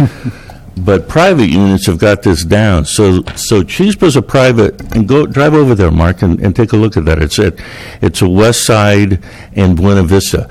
They've got a project going, and part of it is single-family dwellings, and part of it is tenant housing and rentals. And the project's beautiful. They have a large number of units. They took our impact fees and they used them in a really good way to where they get the most bang for the buck. If we continue to try to do this kind of stuff on our level, especially on the county level, this is really, affordable housing is really a city level issue because of the densities that are needed for this to work. Okay? That's just me talking. But if we give the money to somebody like Chispa and say, here you go, I want to see you build 30 units instead of us building 3. They can do it. They can pull it off. Now we have 30 households instead of 3. But we could put restrictions on if we decide that we wanted to use some of this housing for new projects to offset their Sure. affordable. Then we can put that into an ordinance and say you will charge, X amount of dollars, whatever that is, and figure it out. Yeah. And we Well, I can mean, try there to should mesh be the two of something those. for that. I Yeah. mean, Yeah. and the other side of it is, it seems like it's only fair that whatever that additional unit is, gets the fees waived just like the guy that builds a unit out on his own, right?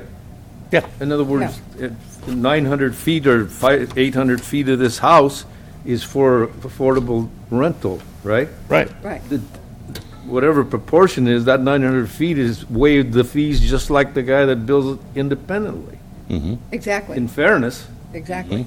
But there's, Oh, but oh, seems he can to me do it a there's lot some kind of cheaper. a handle that says you're gonna rent it. Yeah, but he could do it a lot cheaper. Maybe he can even get more units in there because he's including it into his building plan. So you might even get more units. And then, then you try to do a restriction on rent if you If can. there's really gonna try to develop rental housing for folks that can't afford a house, you should, give them the breaks on the fees, but yet have them be compelled to rent that place in, an affordable manner. I don't know exactly how you go about that, but there's gotta be some way to do it that it makes sense that it's really providing affordable housing. May I ask through the chair, is there a point here of if we can find a focus of research where you'd like staff to bring something back to you in regarding this issue that we could help narrow it? Yeah, what's the possibilities? How's it doable, Yeah, has any other communities done this in development, in new development? Where they And am have- I hearing in the back that word rent control? Is that what I'm not- hearing? Well, how do they handle it? How do they handle, What does their ordinance say? Do they have rent control put on it? Basically, I'm not asking for rent control. I am asking for other jurisdictions. you'd that like to know what other jurisdictions have done Built to this help type of the housing. accessory dwelling units more target a little more needy Right, do they me, do some kind of rent control? How do they handle it? affordable housing for persons that earn less than median income or Right. those types of Right. populations. The ones you're referring to, Ray, that are straight up using the developer's money to build these units, Yeah, the in lieu how do fees. they control it? It's out of government hands. See, that's what's great about it. So you hand basically Chispa or some other group those units. They have compliance things that they have to adhere to when they're doing their building, and they also have grant money coming in to match funds to help out. So that's how they can get the most bangs for the buck. But those guys have it dialed. They're the experts. All we're I doing is understand just playing around at But I'm this. saying beyond that. So now it's sold to somebody that has to meet some Yeah. criteria financial. Right. And then how do you maintain that? They do. There's And it's reason- deed In other words, and it's okay, now deed I restriction. met the criteria, I sell it. Yes. Now, I sell it for 10 times what I, can't- No. There's No.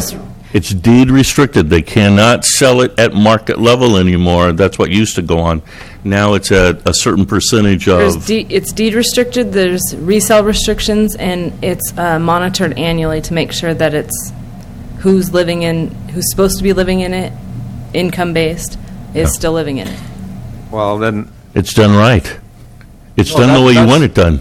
well, but I just trying to figure out how you can do that with the individually, or the parts of a new subdivision, or the one that, okay, so I got a big lot in my mother's house, build a deal in the back, Mhm. How does it control that I'm, renting it Yeah. at the right, I don't know if there's a right price, but I'm not so sure if there's not some kind of criteria They do. It's all dialed out. The criteria is already there. not in this. Not in this, no, but we would have to or need to use their criteria to incorporate. All right, If then. we wanted to do that, You know, but it seems like, We can we keep go on- at this at two levels? Can we go just ADU period? Because that seems to be the quicker, easier way to where we work on that ordinance. And then we do, as we're doing that and working on it and finishing what I think we can get done quicker, then we do this other one, because we don't have any lions coming over the hill at us with big projects, do we, that we can even demand this to happen to? Might even be a proposal in one of them that they do their second units on property. Okay. That's what I'm concerned about. So can we do this expedite all this at the same time, or is it better to? You know, I think it's going to be very worthwhile to bring back some information from the field, from the experience. My little almost 30 years of planner sense is telling me that if the states removed restrictions on senior, age, family member, that income level would also be one of those things Right. that is not to be considered when the county or the city is issuing a building permit for the individual things. It might be something we can, income level, when we're trying to see that a developer is adhering to their affordable housing requirements and what they need to build, that we're going to have a little more say there on that. But I think it's, as we've spoken, is just by not having a use permit where it's ministerial. That means your neighbors aren't notified and they can no longer say no to that new thing in the neighborhood. In fact, they could build their own if they can meet the criteria. And so it's through those numbers that you serve populations, you affect the supply, which hopefully, I think, is in the intent woven in the whole thing, is to, support existing landowners as well as those trying to find affordable housing through numbers. But we'll bring some information back. Cool. Could I,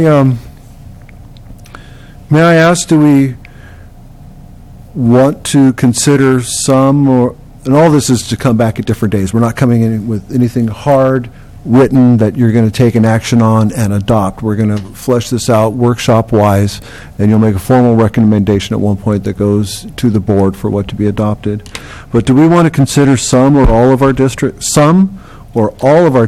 that allow single-family residential? So remember, the law is written for residential zone properties that do have accessory uses, but in our county, we have those, but we also have where the lead use is agriculture or rangeland or some of these larger properties, but you're allowed a single-family home. Yeah. And so they may want, the kids may not want to go to the city, they might want to live on the property or vice versa and have a second unit.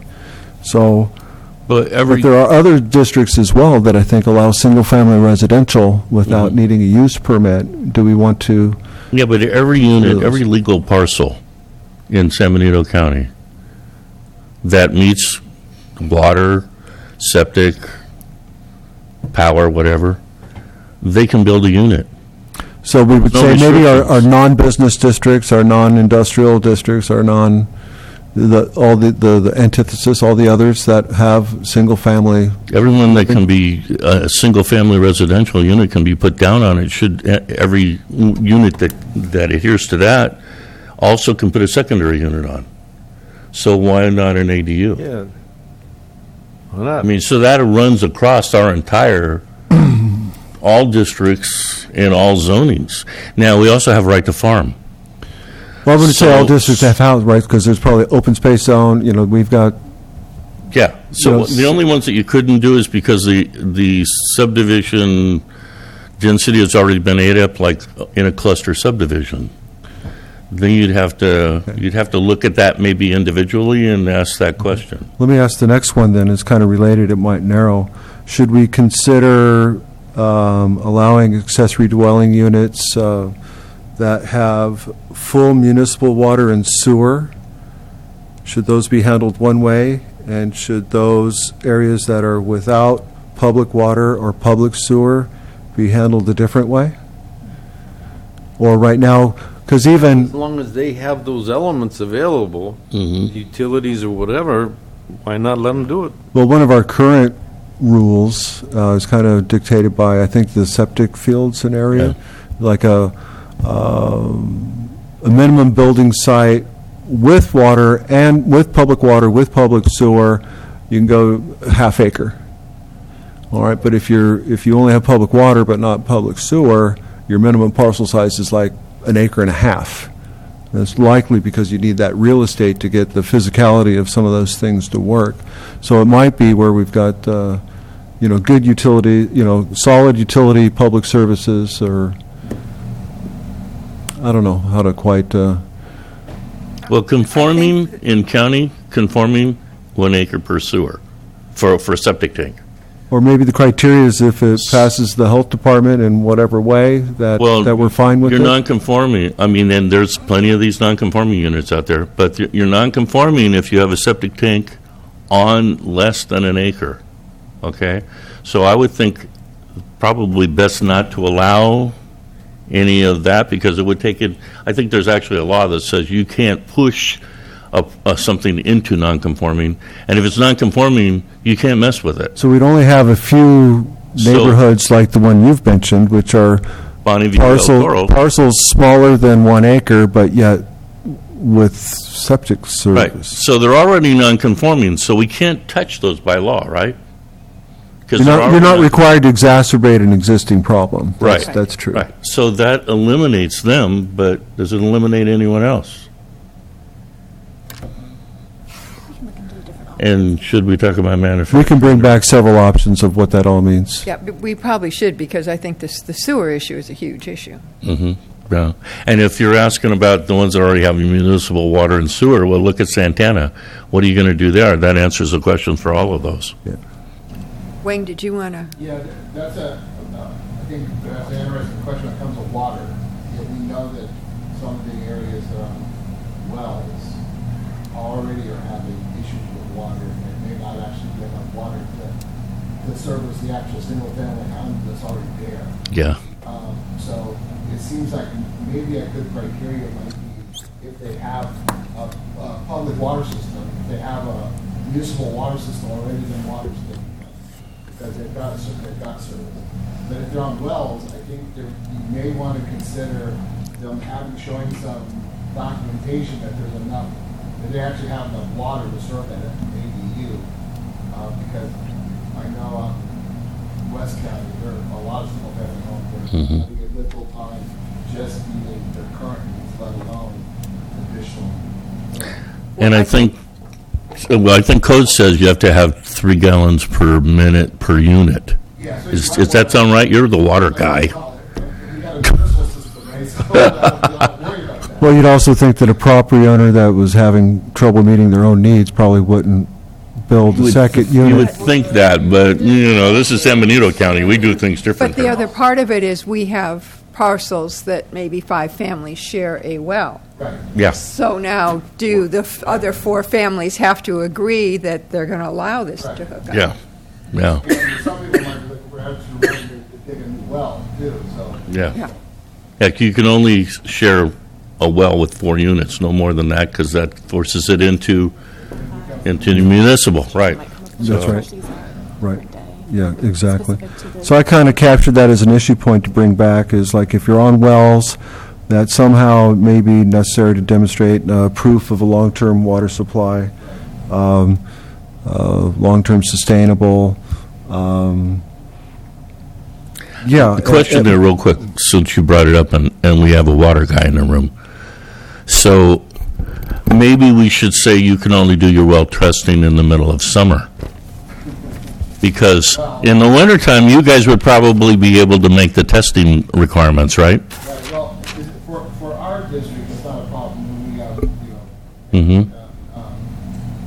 But it does become, especially with the new state law about the Groundwater Management Act, the state Groundwater Management Act, where water agencies have to create a sustainable water plan, and in order to show that your basin is in compliance, you have to know how much water is being taken out. So if you have ADUs start cropping up that are now going to be on wells, and those aren't regulated, Yeah. how do you measure how much water is being taken out of your basin? You know, it just exacerbates that sort of counting. Yeah. This in Monterey County putting meters on all wells everywhere. Yeah. Yeah. It's a huge fight. Okay. So my next question to help frame our discussion is very related. You said the water districts. Like a little bit of discussion, if you could, about our interested parties, our concerned parties, our stakeholders here.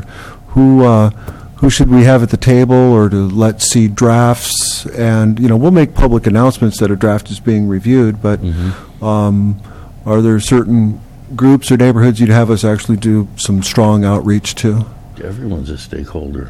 I mean, if you're only talking about the development community, then everyone that's made an application in the last 5 years or more, but basically on the ADUs that we're looking to approve, everyone's a stakeholder. Everybody, yeah. Well, I mean, I'm also hearing service providers. Well, yeah.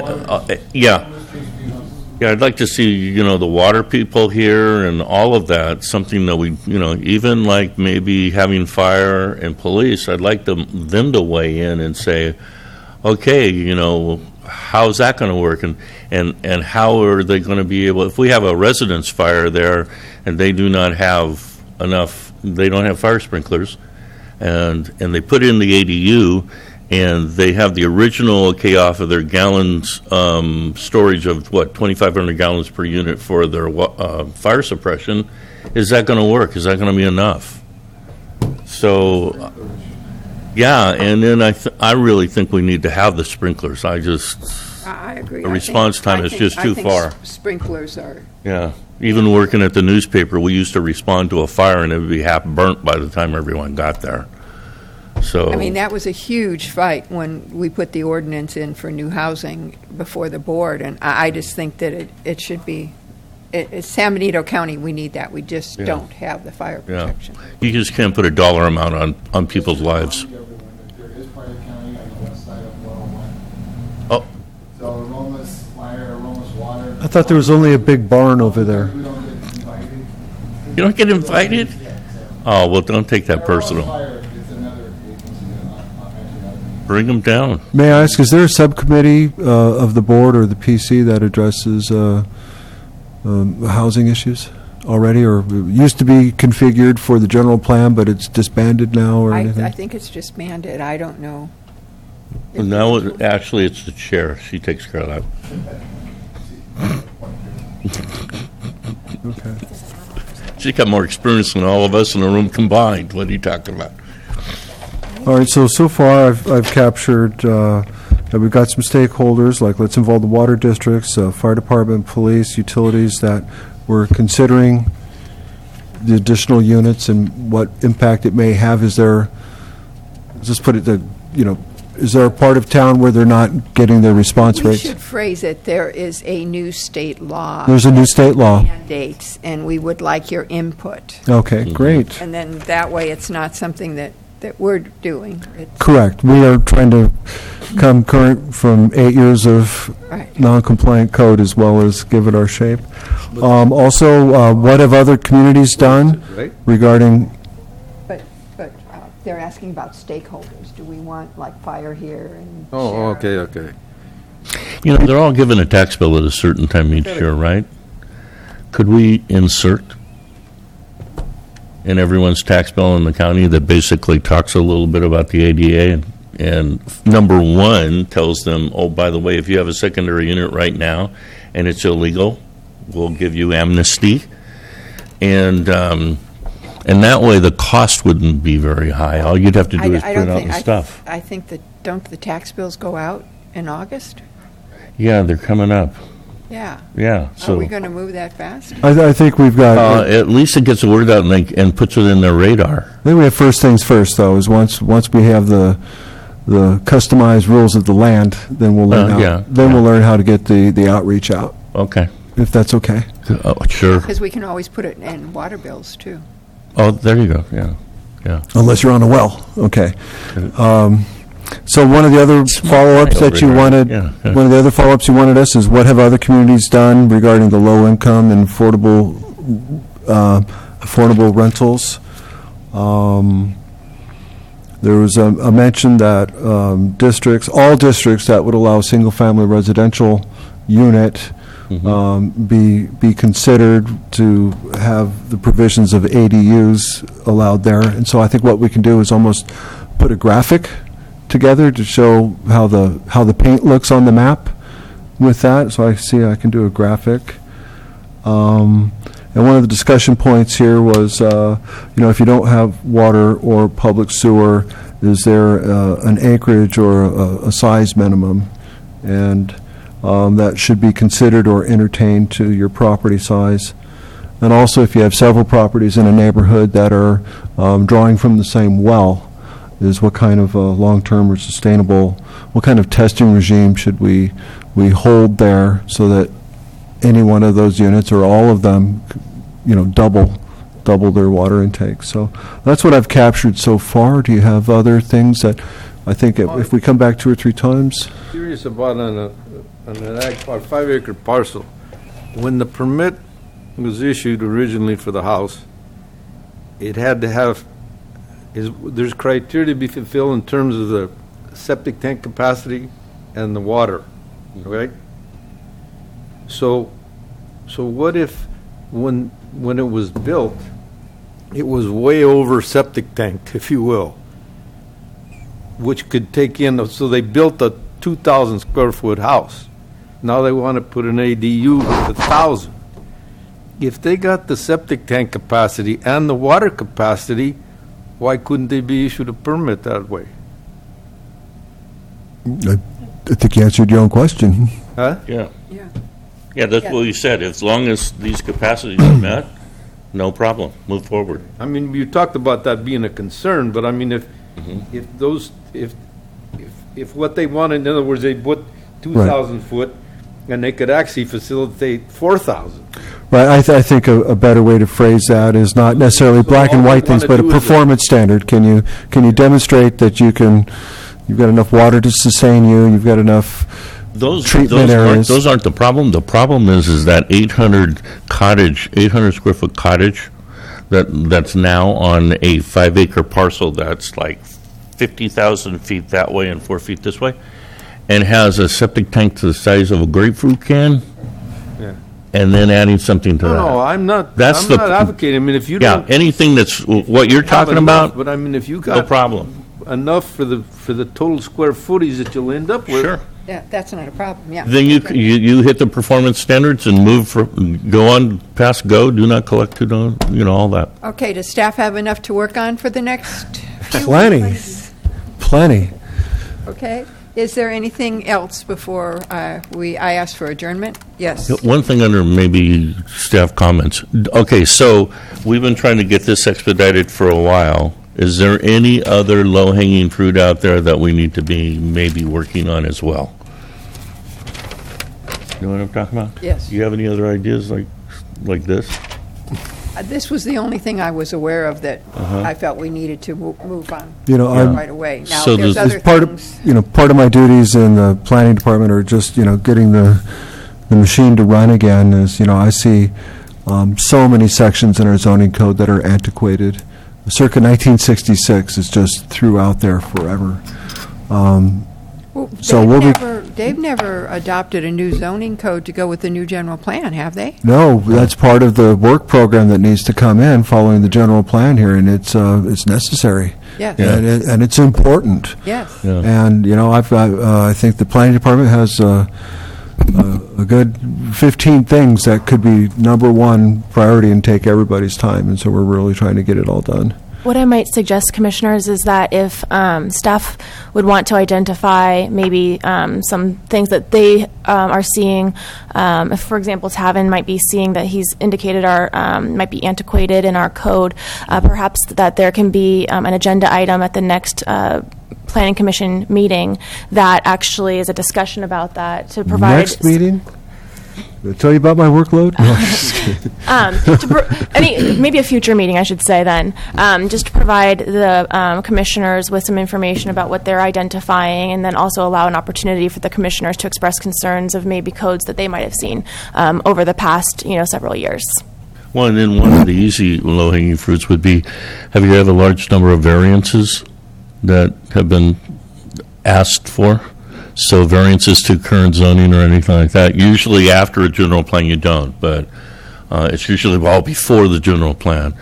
And but I will just make a note into that as a potential discussion point, just since it's not agendized for tonight, and so potentially bring that forward for another meeting. Can we put an item on the agenda, like every meeting, and just general, like no discussion, just if a planning commissioner has some kind of question about something, they could ask the question, and then it would be brought back as an agenda item in a future meeting. I think that might be a good idea to do, for example, like a public comment from the commissioner themselves. From a public, yeah, exactly. Exactly. That's standard practice. Okay. Okay. Is there any way we could put a thing on the agenda that would actually allow us to discuss it at the time? It would be such a general thing that we could say, like, But you and I general both plan. Ray, I what know, I'm trying to happens, pull it a fast one. I think that the best thing to do if a specific commissioner wants something to be heard at a planning commission hearing, to at least inform staff that they would like to have staff make that item on the agenda, Okay. and then allow the discussion on that topic. So I would just beg your mercy up front in where that we can plant on a future agenda the discussion item that you want, but really be cognizant of how much staff research, preparation, report you're asking us to present for you for your thoughts, or for things that, I've been trying for 5 years now, and, because when I get direction from the planning commissioner, from the planning commission, it rises. That's I work for the city and the county and everything. So please be cognizant of that. But we're here to inform and provide you the best information possible. I believe, I don't know if any of the planning commissioners feel differently, but I believe if we put something on the agenda that says and allow the commissioners to speak up if they feel there's a problem, and then staff can tell us, we can look into that and we can bring it back in 3 meetings, 4 meetings, and just give us a time schedule that, I don't want planning commissioners or the chair even to be calling you and saying, I want this on an agenda. That's not our role. May I ask then that those items be, through the chair, may I ask though that those work tasks be channeled through you? Yeah. That's fine. Is that so? Fine. Okay. Yeah. Fine. I think. I mean, we just don't want planning commissioners calling and saying, I want this on an agenda. Then all of a sudden I show up and I say, Commissioner X wanted to talk about this, and everybody goes like, what? And you don't know. Right. I think actually, I read this somewhere in a packet a long time ago that the chair is the only one who can actually add to the agenda. That's how the supervisors is. So. Right, and it takes 2 commissioners to agree on an item to talk to you to get it onto the agenda. No, it takes, if the chair according to the If board. the chair refuses. According to what the board does, if the chair refuses, 2 board members can have something put on. Right. So as I understand it, right now, we have one returning agenda item, which is the follow-up and progress on the several points we've made today. So the ongoing discussion of the county giving shape to a new ordinance. Okay, so there was 2 things that we were discussing before. Oh. One was general or commercial. Right. What, commercial hubs. Highway commercial hubs. I think we call them either CMs or CNs or something. So that was one thing we were in discussions before, and we even had some design ideas that we were kicking around that we kind of dumped. The other one was a brand new zone called rural. It's either rural mixed or residential mixed, which is the highest density zoning that was put into the general plan. 20 units? Yeah, so more like city kind of stuff. So we had talked about that only because 2 or 3 people were zoned that, didn't know they were zoned that, and said, okay, fine, I want to do that now. And they said, well, come back sometime when we have it fleshed out, because we just put those letters on your... Yeah, but doesn't that go with the zoning? They have to come up with the zoning. They still have to, we still have to formulate the zoning, same thing with those Yeah, commercial and I lots. believe your direction from a previous meeting wasn't lost on interim director, Mr. James Walgren, and I remember him assigning that to our one of our other senior planners who's here on a temporary basis, 3 days a week now, but we're going to be interviewing for full-time position, that he explore that implementation component of the general plan, but we also have the broader implementation to do for the whole general plan. But that's already on our radars. You'd like us to touch on it in some manner at the next meeting. So just the progress. As long as the you have the progress. time, Okay. yeah. Okay. I mean, you give us stuff to do and we'll eat it up, but it's not necessarily what you have time for.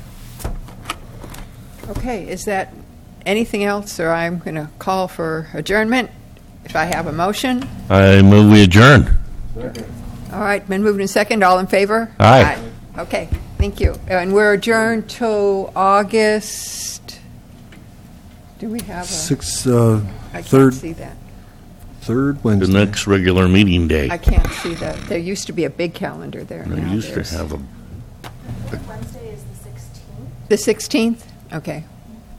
We okay, are adjourned to August 16th then. very good. And thank you all for coming.